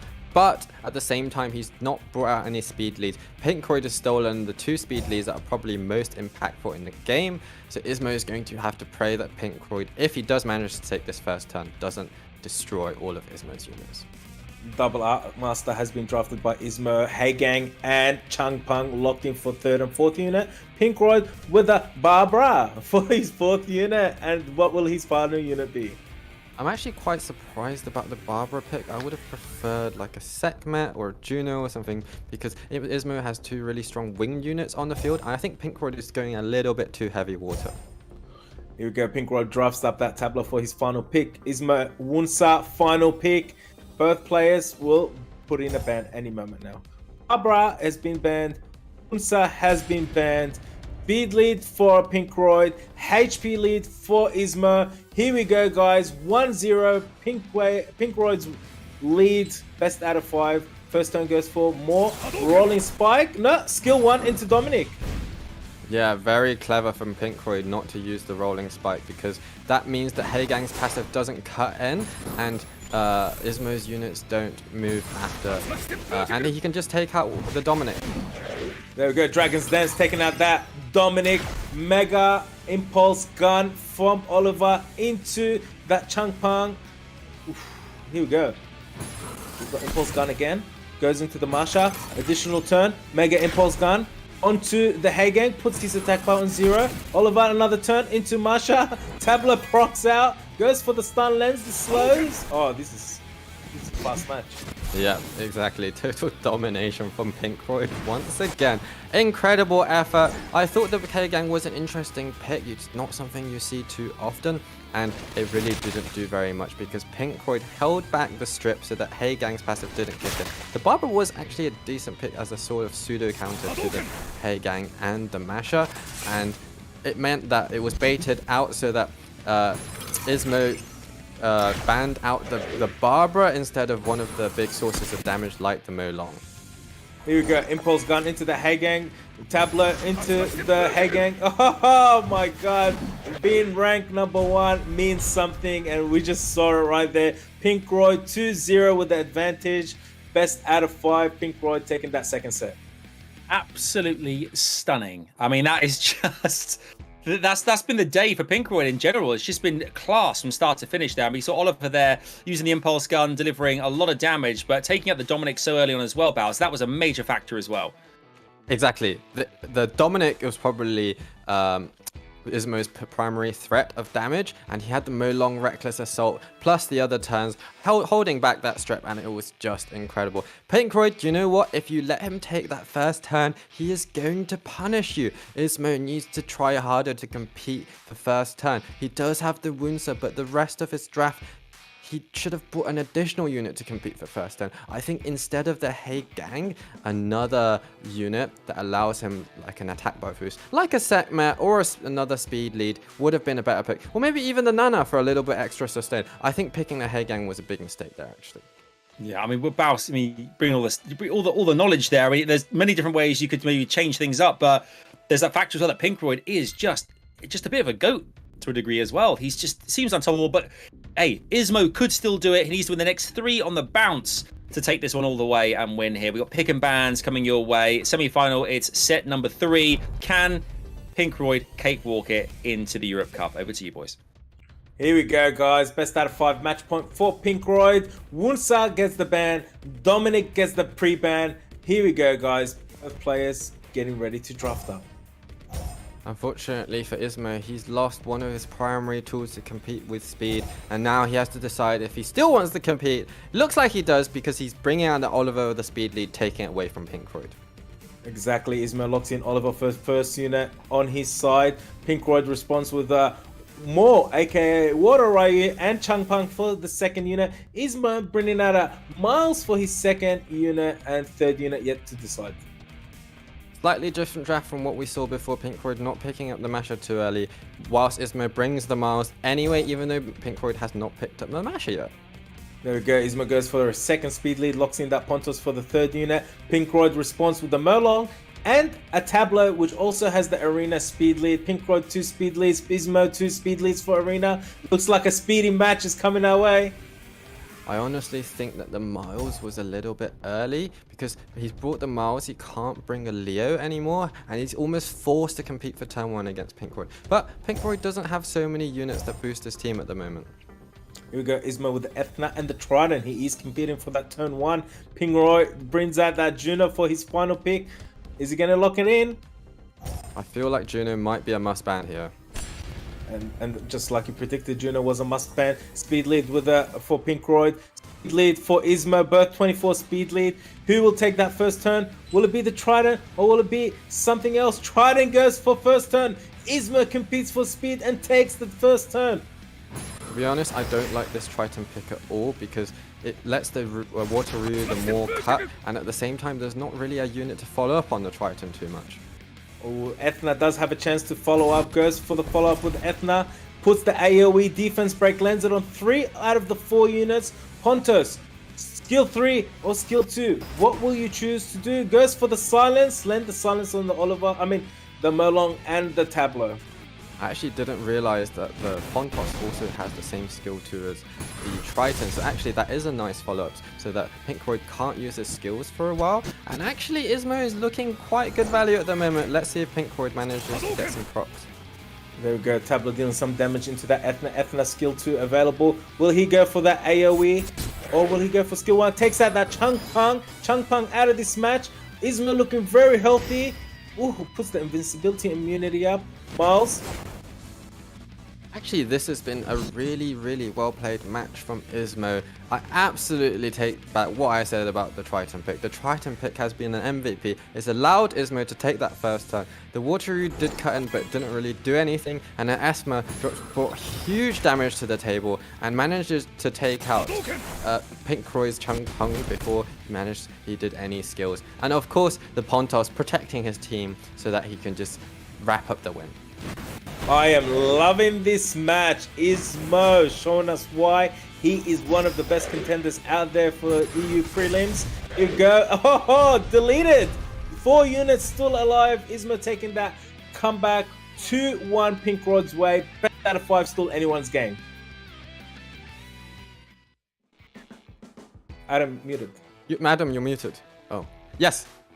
There you go. I think one thing for me is, I think with regards to the way in which ISMOO managed that game, I think that was really interesting. The fact that he was able to, he just seemed a lot more in control of the way in which he was dictating the play there. I think PINKROID beforehand, as far as I can see, I don't know you guys at home the same way, but PINKROID was seemed in control. That time around, ISMOO seemed like he had full control, Baus.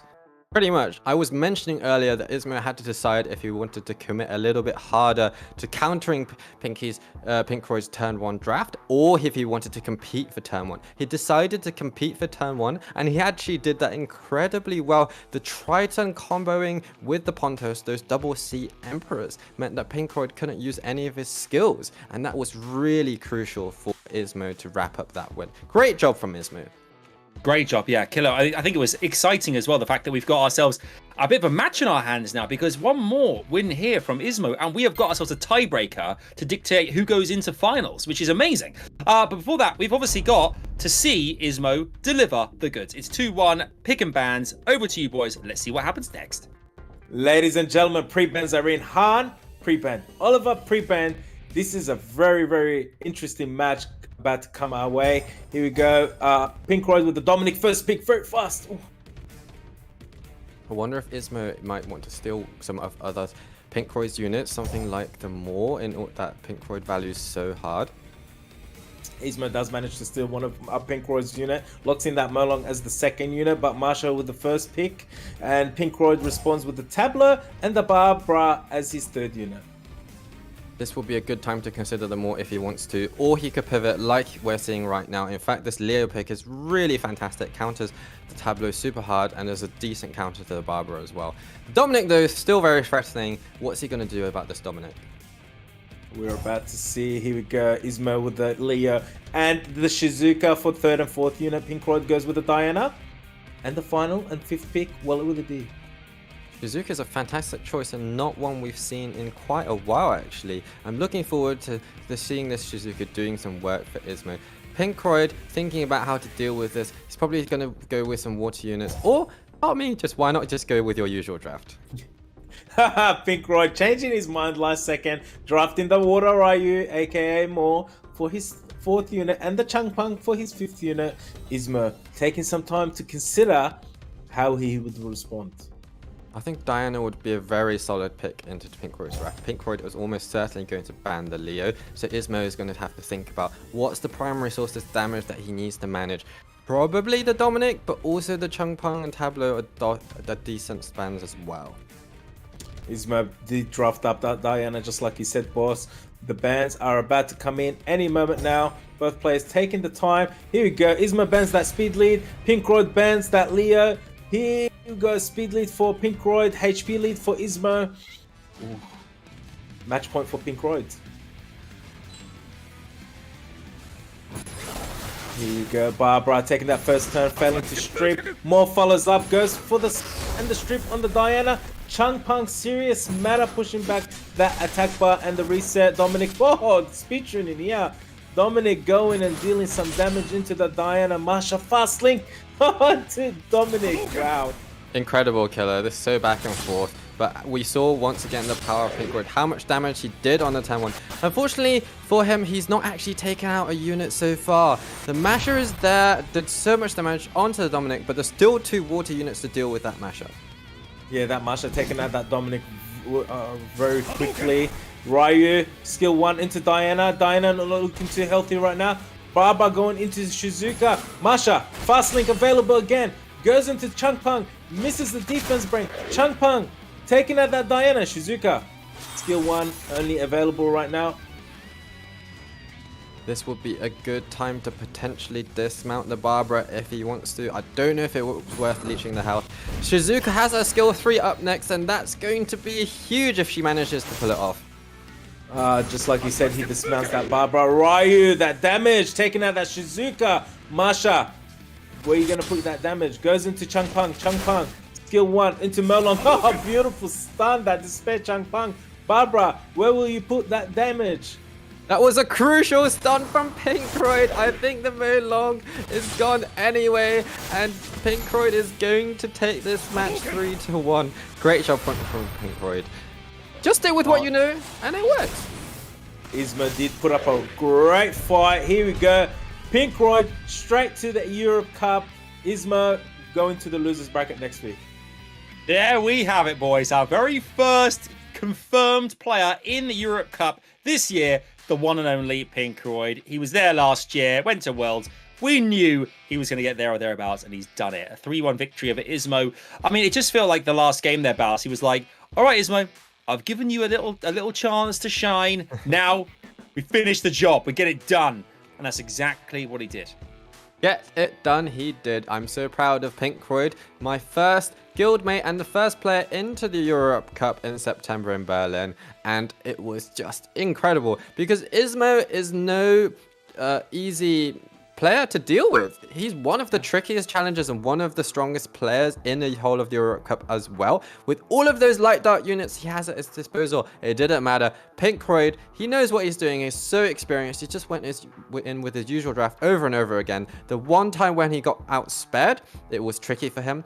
But every other time, there was no outspeeding involved, and he just got the job done. Just so much damage on those runes and artifacts. Incredible. Absolutely incredible stuff. The bracket here says it all. PINKROID versus ISMOO has resulted in 3-1 going through. Is PINKROID through to the Europe Cup? You can see they're confirmed. That is 100 locked in, concrete, set in stone. It's there. he's qualified for the Europe Cup. Now we have one more match coming away this afternoon that everyone is very excited about as well. Glorious versus OBABO. Whoever wins this best of 5 will set the tone for who goes through into the next Europe Cup as well from today, day 1 of EU prelims. I mean, killer, massive matchup here. Glorious versus OBABO. We saw them both compete brilliantly earlier on, with Glorious beating RAXXAZ and OBABO beating CHENE. But these guys going head to head, what are we going to expect to see here? Well, Adam, Glorious is a newcomer. OBABO is a veteran. I'm very excited to see what these players will do. I'm gonna go for the underdog here because the veteran will be surprised. Yes, I'm going for the underdog because it's his first time, and maybe we'll see something that OBABO was not expecting. Here we can see Glorious season 20 stats right there. Looks very interesting. Killer, it's becoming your trademark here. You love an upset. You love an upset in the rankings. You love Sun Underdog going through, and that could happen today with Glorious. But Baus, OBABO, I mean, he's a force to be reckoned with. He is absolutely a force to be reckoned with. I would love a second guildmate to make it through to the EU Cup today, but the odds are very much against Glorious right now because OBABO, we saw the power of his units in the previous match. Han, Bella, and all of that damage. Glorious is going to have to think about how to deal with that. But we know that Glorious also likes taking turn 1. Glorious has the wound set up his table, and OBABO versus Glorious is going to be a really juicy matchup indeed.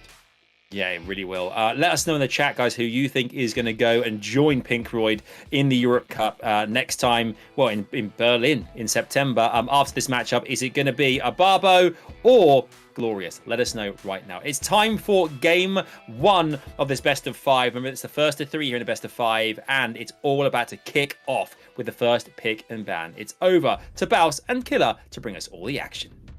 Oh, thank you, Adam. I'm lost for words because this is going to be an exciting one. Our final matchup for the day. It is best of 5. We've got plenty of action coming for you guys. Glorious versus OBABO. Pre-ban phase is in right now. Precisely, and I'm expecting some light dark pre-bans here today because both players have plenty of nice units on that front. Just like predicted, our boss, you got the light and dark pre-bans. Tableau, Wunsa, banned out.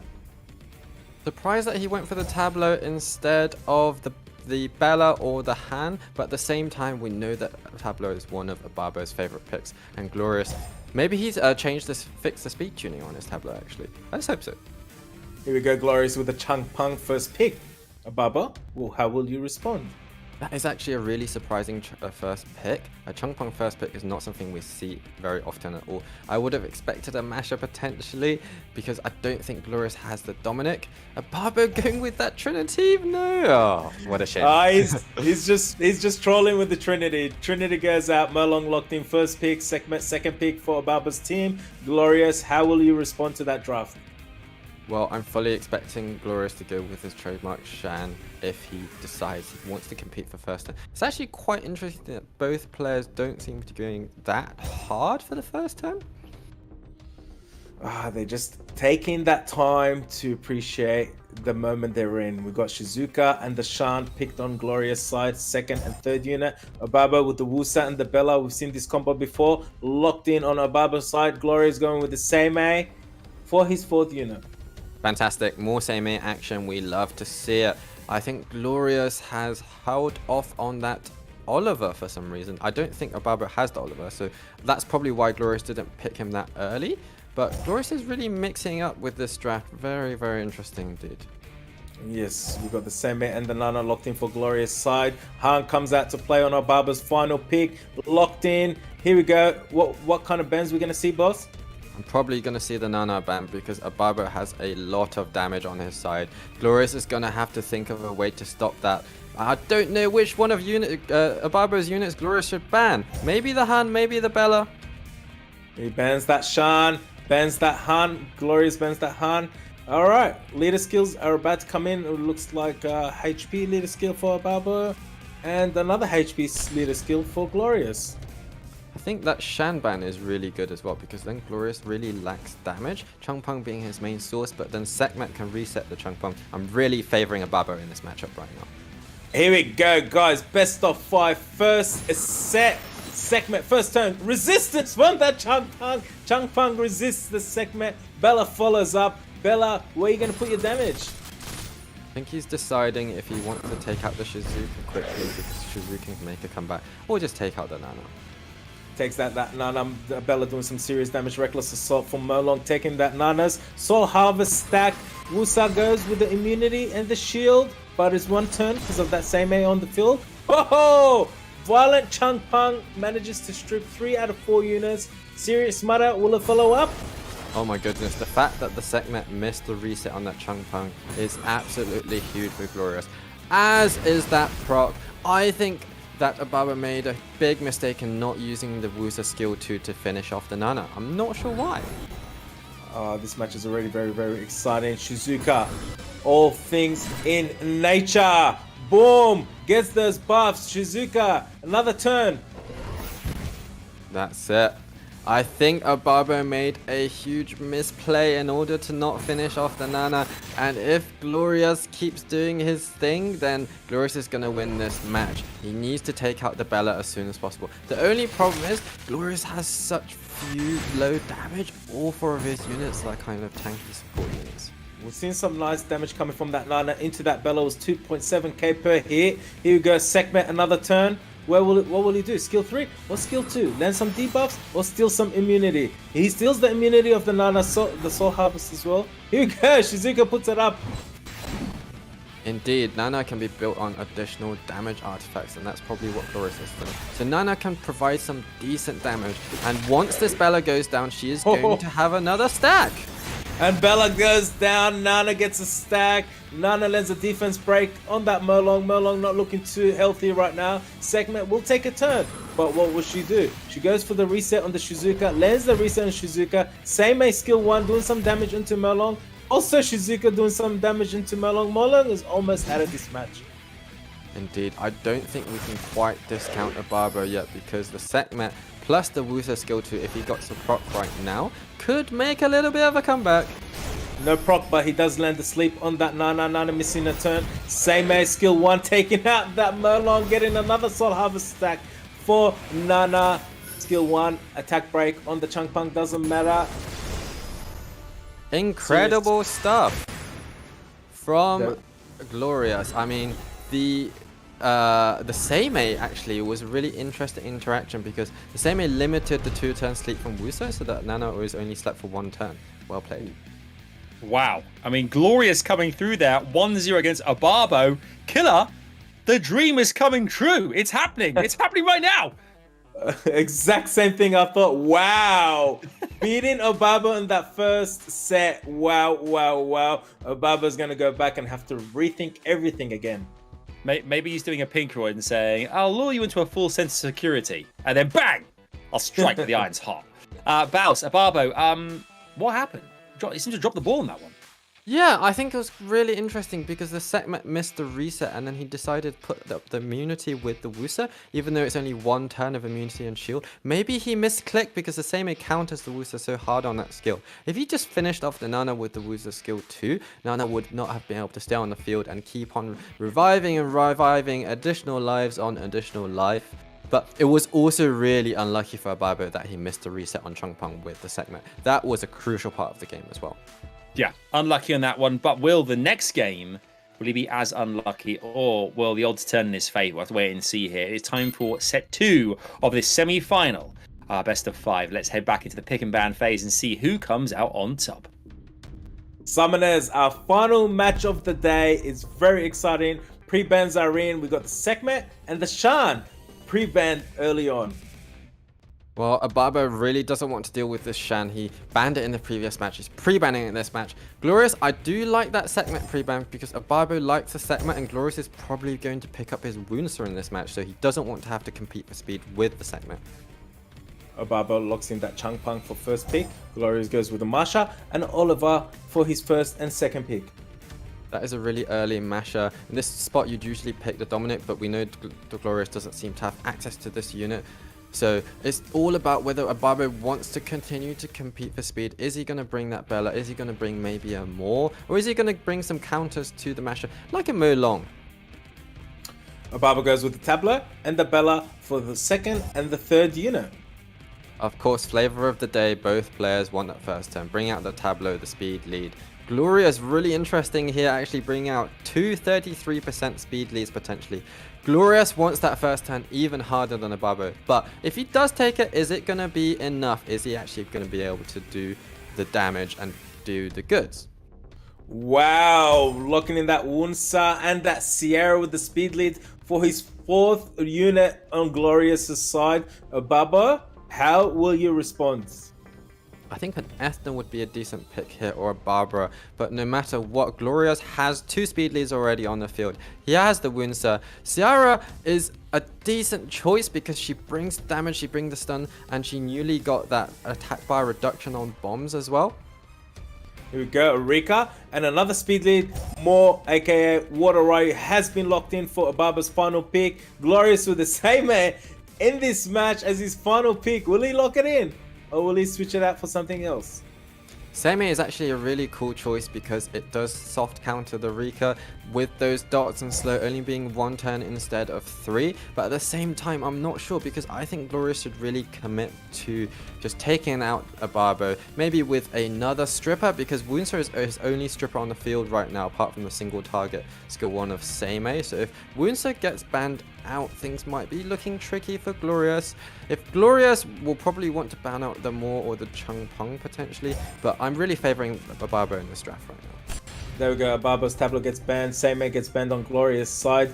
Players picking the speed lead, Glorious with a 33 speed lead and OBABO with a 24 speed lead. Who will take this first turn? Glorious 1, OBABO 0, best out of 5. Wunsa with the first turn manages to strip 2 out of 3 units. Yep, and that Moore cuts in, but unfortunately for OBABO, he doesn't do any stuns. Let's see if Glorious can take out this Rika. Oh, I mean, he can go for this one as well. Fast Link destroying that Bella. Oh! He chooses not to take out that Bella, but Oliver follows up, goes for the reset on Rika, manages to push back Rika's attack bar. Tierra taking out that Bella, lands the bomb on the right. I can't keep up. This is so good. Incredible. I think OBABO made a huge mistake to not ban the Wunsa, because without the Wunsa, this would not be happening. Wunsa did strip 2 of the 3 units. More unfortunately for OBABO, I'm not sure if it's a Swift Moore or Despair Moore, but if it's a Despair Moore, didn't manage to land any stuns. And I'm pretty sure that with the Rika reset, Glorious is going to be able to wrap up this win. Here we go. Changpang with the serious matter pushes back Sierra, Wunsa, Oliver, but doesn't matter because Marsha had immunity. Oh, fast link into that. Rika fails to land that defense break. He's trying to get that Rika out of this match. Changpang with the stun on the Sierra. Right, Oliver, additional turn into Rika, taking that Rika out. Oh, this match is exciting. Wow. Glorious 2. Wow. Sierra over OBABO. Wow, what an amazing match. Absolute scenes. I mean, OBABO conceding again, 2-0 going in Glorious's favor. I don't think any of us predicted this happening, but it's awesome, pals. This is awesome. I mean, I don't want to favor any player too heavily, but of course I favor my guildmate. I'm big fan of OBABO as well. I've met him in person. He's such a nice guy. But Glorious is my guild leader, you know, and big fan of what he's done here today. OBABO, I think I made a little bit of a mistake there in not banning the Wunsa, and Glorious punished him for it. At the end of that match, he got quite a lucky prop from Oliver as well, so to not take out the Rika, because I think the Rika probably had her skill 3 up again. But nevertheless, let's not put down the power of Glorious. 2-0 up. It's going to take a huge comeback for OBABO to make his way. I think you're right. I think it was just, I mean, I'm exactly the same. I mean, obviously on this show, we kind of like, you celebrate every single player, but Killer, the fact that the underdog story could be coming true here. I mean, OBABO, whatever happens, will go through, you know, he may still win this 3-2, mind you, but whatever happens, goes through the next week's losers bracket and still in it with a good chance here. But to see Glorious get a 3-0 clean sweep here, this could be amazing. It's pick and ban time. Here we go, exactly. Pick and ban time. Pre-bans are in. The Tableau and the Wunsa are pre-bans. OBABO definitely does not want to deal with that Wunsa again, but Glorious is going to be able to play with Shan. I do like the pre-ban of Tableau from Glorious. Really crucial part of OBABO's draft, and if he does a similar thing like he did last time, Glorious is going to be looking good. Here we go, Glorious with Changpeng. First pick onto his side, OBABO with the Masha and the Bella as the first and second unit locked in. Glorious bringing out that Shan. I did question Changpeng as a pick recently in the previous game, but what do I know, because it worked out incredibly for him. Glorious deciding that he wants to pick up the Oliver this time because Oliver worked so well for him in the past. Actually surprised that he's not gone for a Masha counter. There's 2 wind units on the field and OBABO could really take advantage of that. I think OBABO will probably want to compete for speed. Here we go, Glorious with the Shan and the Oliver for second and third unit. OBABO goes with the Sekhmet and the Merlong for the third and fourth unit. Glorious brings out that Escher for the fourth unit, puts that Escher out. Alright, I mean, RAXXAZ, we saw RAXXAZ use the Escher against Glorious earlier. It didn't work out so well for him. So that's probably why Glorious has decided against it. And now he's bringing out those water units that finally counting the Masher. I do like those picks so far. There we go. He does take out that Escher out and switches it for the Nana and brings out that Abilio for his final pick on Glorious' side. Glorious has drafted his 5 units. OBABO, 1 more unit to draft up your deck. I think a wind unit would deal quite well with this draft, and it looks like OBABO really wants to take the first turn with this Charlotte. I think in terms of the bans, Sekhmet would be a good ban. The Charlotte would also be a good ban. On Glorious' side, it's really hard to say because everything looks so scary. I think the Shan is a solid ban as well as the Nana. But also their Belio counters the Molong really hard and the Masha, so a couple of options for OBABO there. Exactly like what you said, wind unit has come out on the 5th pick for OBABO. Charlotte has been locked in the final unit. Sekhmet gets the ban. Changpeng gets the ban. What leader skills are we going to see, boss? Well, we have the 33% speed lead from Glorious, and now he doesn't have a strip anymore, which is huge for Glorious. I think that OBABO has this match heavily in his favor at the moment. Here we go, Glorious 2, OBABO 0. First turn with the Nana. OBABO's team all immunity, but Nana goes put some damage into that Masha. Oliver goes into the Masha as well, gets additional turn into the Masha. Bella. I think Abelio is going to be so crucial in this match in sustaining his team, and as well as the Nana, because OBABO is going to get to pump out some serious damage right now. OBABO's not playing around, he's pumping out some serious damage, takes out that Abilio out of this match. Fast link from Masha, goes into Abilio, does not crit. Charlotte, oh, with the glancing and the attack bar decrease and increase. Bella taking out that Abilio, along with the Dragon's Dance, stunning that Shan. Shan can't move. Masha almost deleting that Shan. Shan is almost out of this game. Yeah, unfortunately for Glorious, the lack of a second stripper, having the Changpeng banned out was huge for him. OBABO kind of learnt from his previous mistake of not banning the wounds, so he banned the stripper. Glorious was not being able to do nothing, even though he took the first turn, and he really took advantage of that. I wonder if the Oliver was a bad choice of leader skill. Maybe he should have just picked the Nana lead or something like that for a little bit more sustain, and then to move on the second turn. Beautiful comeback from OBABO, taking that one set off away from Glory, making it 2-1, best out of 5. Still anyone's match today. Yeah, I mean, that match felt like OBABO was trying to prove a point there, saying, look, I'm the man. Don't mess around, because I got what it takes. I got a back catalogue of units that are going to deliver when I need them to, and they certainly did there. It just felt about too strong for Glorious. You mentioned it yourself there. I think the pick and bans made a huge impact there. Absolutely, Glorious not picking up an additional stripper. He did show the Shiho initially, but then he didn't pick it up later on in the draft. I think a Moore would have been a much better pick for him, because the Moore brings the speed lead, brings the strip. Maybe he doesn't have access to that unit, so that's why he didn't pick him. But if he did have that, then he would be looking really good. I really liked the OBABO Charlotte pick though. It wasn't a swift Charlotte actually, it was probably a violent will Charlotte, and it had so much control and gave him another round of turns with attack bar reduction for the opposite opponent team, as well as the attack bar boost for his own team. So really well played from OBABO there. Certainly. Great breakdown as well there, Baus. Loving that, my friend. Right, we're heading back into the pick and ban phase. Can Glorious make the most of this match point? We'll have to figure out what happens next. Let's head in and see how this one unfolds. Summoners, our final match of the day. It is a best out of 5, 4th set right now. 2-1 Glorious leads with 2 and OBABO on 1. Pre-ban Zareen, Sekhmet and Shan are banned. Good pre-ban from Glorious once again, but he's going to have to learn the lesson of the previous match. I feel like both of these players are gaining experience from their past slight missteps, and this is going to be an extra competitive match. An exciting match coming ahead for us. OBABO with the Marsha first pick, Glorious, Kano and Changpeng for first and second pick. Well, we don't get to see that Carnal very often these days. The one time it was picked by ISMOO, it didn't do a whole lot. But at the same time, that the 44% arena HP lead is not to be laughed at. Here we go, OBABO bringing out that more, aka Water Ryu for his second pick.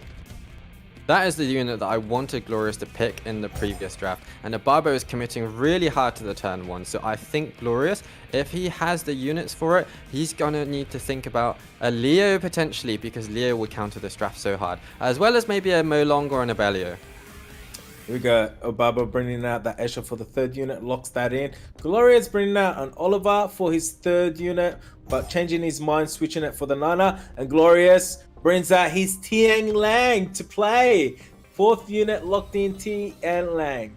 I think that's actually a really good pick, not choosing the Oliver, because I don't think Glorious wants to compete for turn 1 this time.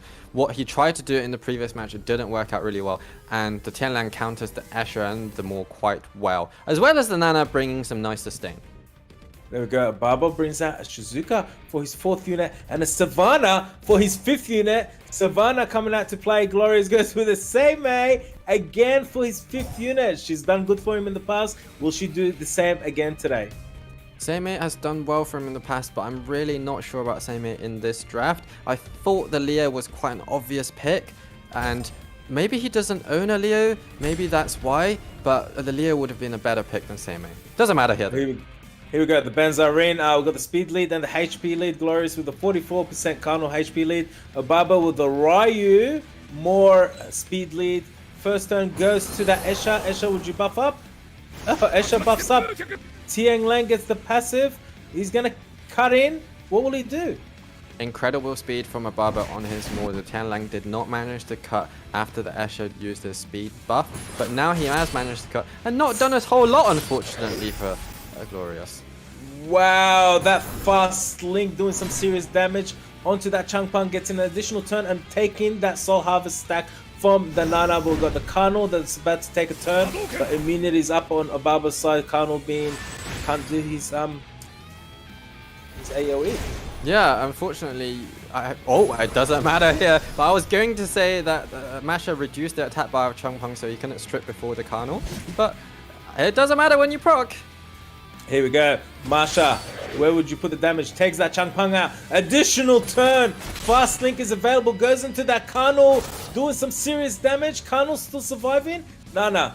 AoE defense break or skill 1. Additional damage. Goes for the AoE defense break. Oh, wow. Sword of Rain? Nah. Doesn't do Sword of Rain. I feel like that was another misplay from Glorious. I don't think he should have used this skill 2 on Nana because Kano had Sword Rain up. But because he let the Water Ryu, the Maul, get an additional turn, the Kano was taken out before he got to move. If he just held back on that skill, then Sword Rain might have given him some additional stacks. OBABO looking very healthy right now.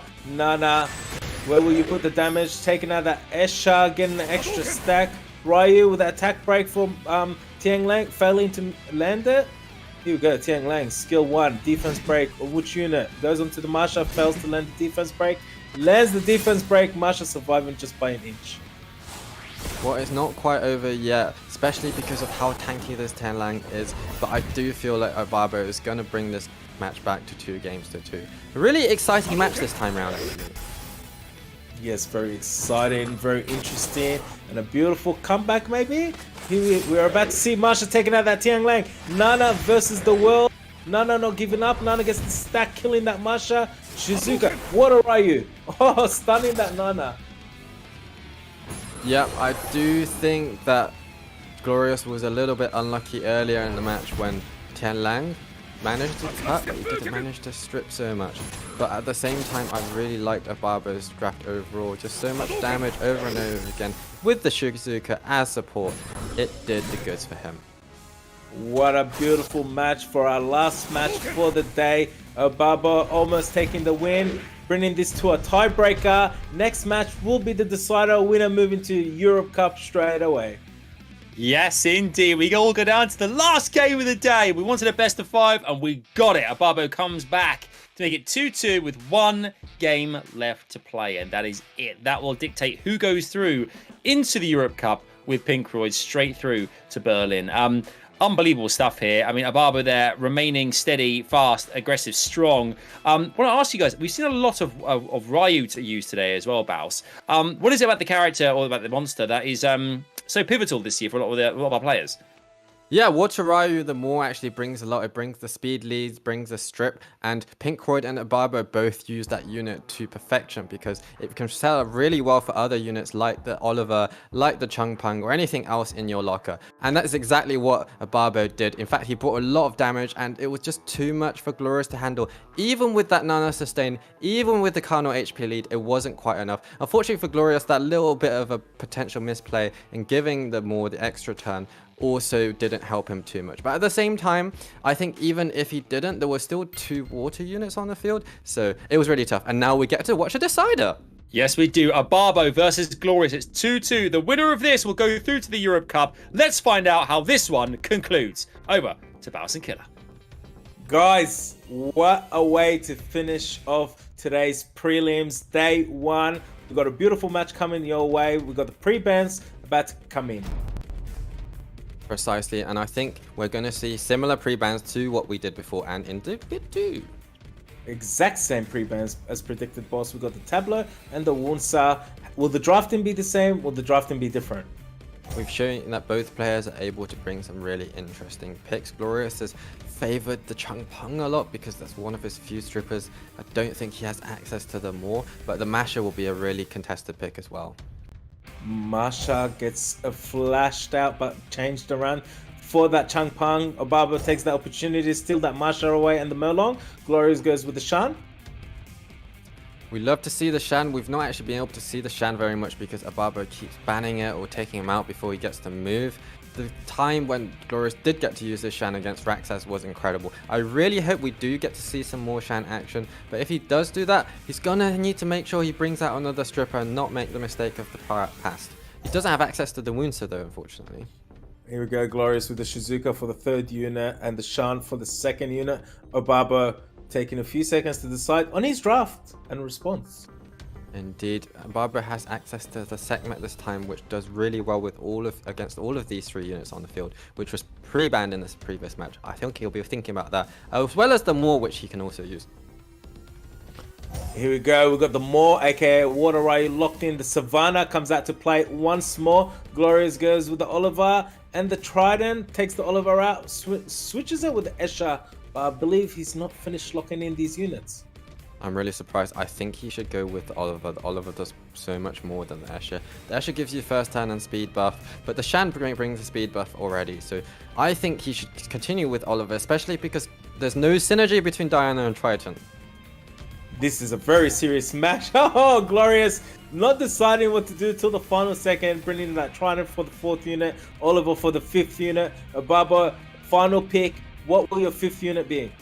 Good man. He finally went for what I told him to go for, but at the same time, a fire unit is going to counter his draft so hard, and it's going to be a must ban, whatever it is. The Verdhill works, the Douglas would work, lots of other stuff.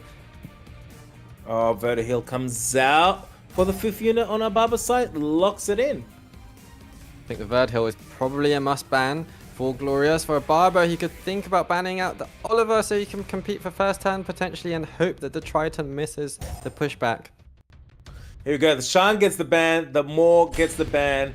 What leader skills? We got the leader skill from Oliver, 33 speed lead, and OBABO with the Merlong HP 33 lead. Guys, final set of the day. Winner moves straight to the Europe Cup. Who will it be? Glorious versus OBABO. Trident takes the first turn, goes for the strip, manages to strip 2 out of the 3 units. That's really lucky for Glorious that Verd didn't revenge, and he was very brave to not ban out the Verd. I think that was a mistake, to be honest. Yes, the Maw would have cut, but I don't think the Maw would have done too much compared to what this what this Verd Hill would do, especially because he doesn't really have any damage dealers to deal with fire units. The Masher is going to be really hard to take out as well. I think Glorious is in a tough position. Here we go. Shizuka with all things in nature, putting up that 2-turn immunity on Glorious side. Oh, Mega. Oh, Impulse Gun ready from Oliver. Where will he put the damage? Goes for the attack bar pushback on that Savannah. Lands it. Trident. Will you go for the silence or will you go for skill 1? Goes for the silence. Lands it on the Melon and the Savannah. Oh, Verd taking out that Oliver. Even though this Verd has hardly revenged at all, it's not been enough for Glorious. I mean, Glorious has just gone too hard on the wind units, and OBABO, even if he didn't have access to the Verd, the Masher would be enough to deal with what he has on the field. Even if he didn't have the Masher, the Verd is enough. I think Glorious in his draft should have thought about something else to deal with the Masher, but I'm not sure what, because OBABO took out the Maul. That was a huge resistance from that Verd Hill, changing this game around a little bit. Marsha with that fast link into that Trident, landing some serious damage and defense break. Serious Matter follows up with Chung Pung from Glorious side. Skill 1 Shizuka into that Savannah, doing nothing. Oh, this match looks pretty well decided or in favor of OBABO right now. Indeed, I do think this match was decided in draft, because there was just not enough Masher counters. We know that Masher is one of the scariest units on the table. Yes, Glorious did decide to bring a second stripper, but he didn't bring anything that could deal with that Masher. And the Masher has just deleted units like there's no tomorrow, as she is known to do. Looks like OBABO is going to win this match. What a comeback from OBABO, being down 2 points, coming back up to get that third win, 3 in a row. Shizuka taking all these hits. Vertihill goes into Shizuka. Shizuka 1v4. Shizuka, what are you going to do? Savannah takes that Shizuka. OBABO getting that 3 wins in a row. OBABO advancing to the EU Cup. Absolutely unbelievable. I mean, the fact that he's gone 3 for 3 there. The last few games, OBABO needed to make it happen, and being the veteran that he is, had the experience to defeat Glorious, who goes into next week's losers bracket. But OBABO with PINKROID heads straight to the Europe Cup. Amazing stuff. I think we saw there, Baus. That mashup just too strong, and Glorious just could not counter the sheer beastliness of the unit. Pretty much, you put the nail on the head there. I think Glorious could have thought about bringing out like a Shiha or a Miles or some other water units that deal with that Masher, but he just focused on the thing that he didn't bring in the recent loss to OBABO, which is second stripper. I feel like Glorious without the Wounser, has some hard problem picking up some other strippers, whereas OBABO has so much in his locker. He still had the Bella. He hardly even used the Bella in Han, and it was still enough for him. Incredible stuff from OBABO, but I mean, it's not a surprise at all. I feel bad for my guildie, but OBABO is OBABO. He's so experienced, and he brought... Exactly. You can't have it all, Baus. You can't have it all, but we had great entertainment across the board. That is what's key. You can see here the bracket here after day 1 here of SWC 2022 EU prelims. It comes to a close here with this.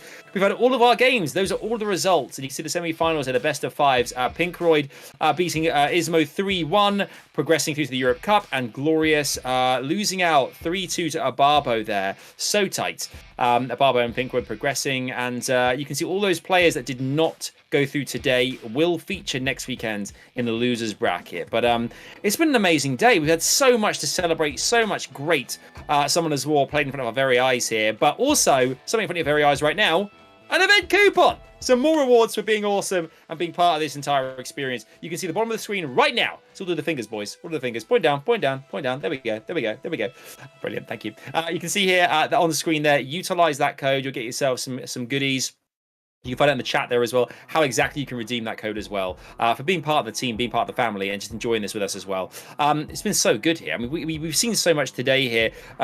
Killer, what's really stood out for you today? What's been your kind of favorite match or a moment that you thought was particularly exciting today? Oh, that last match. Oh, wow. It went all the way, best out of 5, the comeback, at the beginning of the match, getting that 2-point head start, and, OBABO just adapting real well. Just shows us, you can't underestimate anyone. Exactly. And talk about underestimating players. Do not underestimate anyone coming your way in day number 2 here. You can see the bracket on the screen right now. This is the lineup for tomorrow. We go right back tomorrow with day 2 of EU prelims. And you can see the matches coming your way. Baus, I'm coming to you now. Big players, so many familiar faces, some names there that really jump out. Which match are you looking forward to seeing in the quarterfinals? It's got to be match 3. Battle of the Scandinavians at the newcomer catch. That honestly, I've seen his box, I've seen his units, and I've seen how high he's been on the ladder. Is incredible. As well as Velipity, of course, a previous EU Cup champion. That's going to be one to watch. Yeah, the man mountain, that is Velipity as well. And that first matchup with Saishizo as well, and Live is looking very, very tasty as well. It's going to be a great day. And I'm so excited that we're back with the EU prelims. The boys are back on the desk here. It's been a riot, and there's loads more coming your way. Ahead of tomorrow as well, think about our competitors who've actually had a chance to compete today, and they go through to next weekend here. Killer, what do you think they've learned? A lot of the players going through to the losers bracket. What they have learned today? Do you think it's just experience in general? I think what they've learned is yet to be discovered, because they're going to go home and watch this and see what they did as a mistake and adapt to it.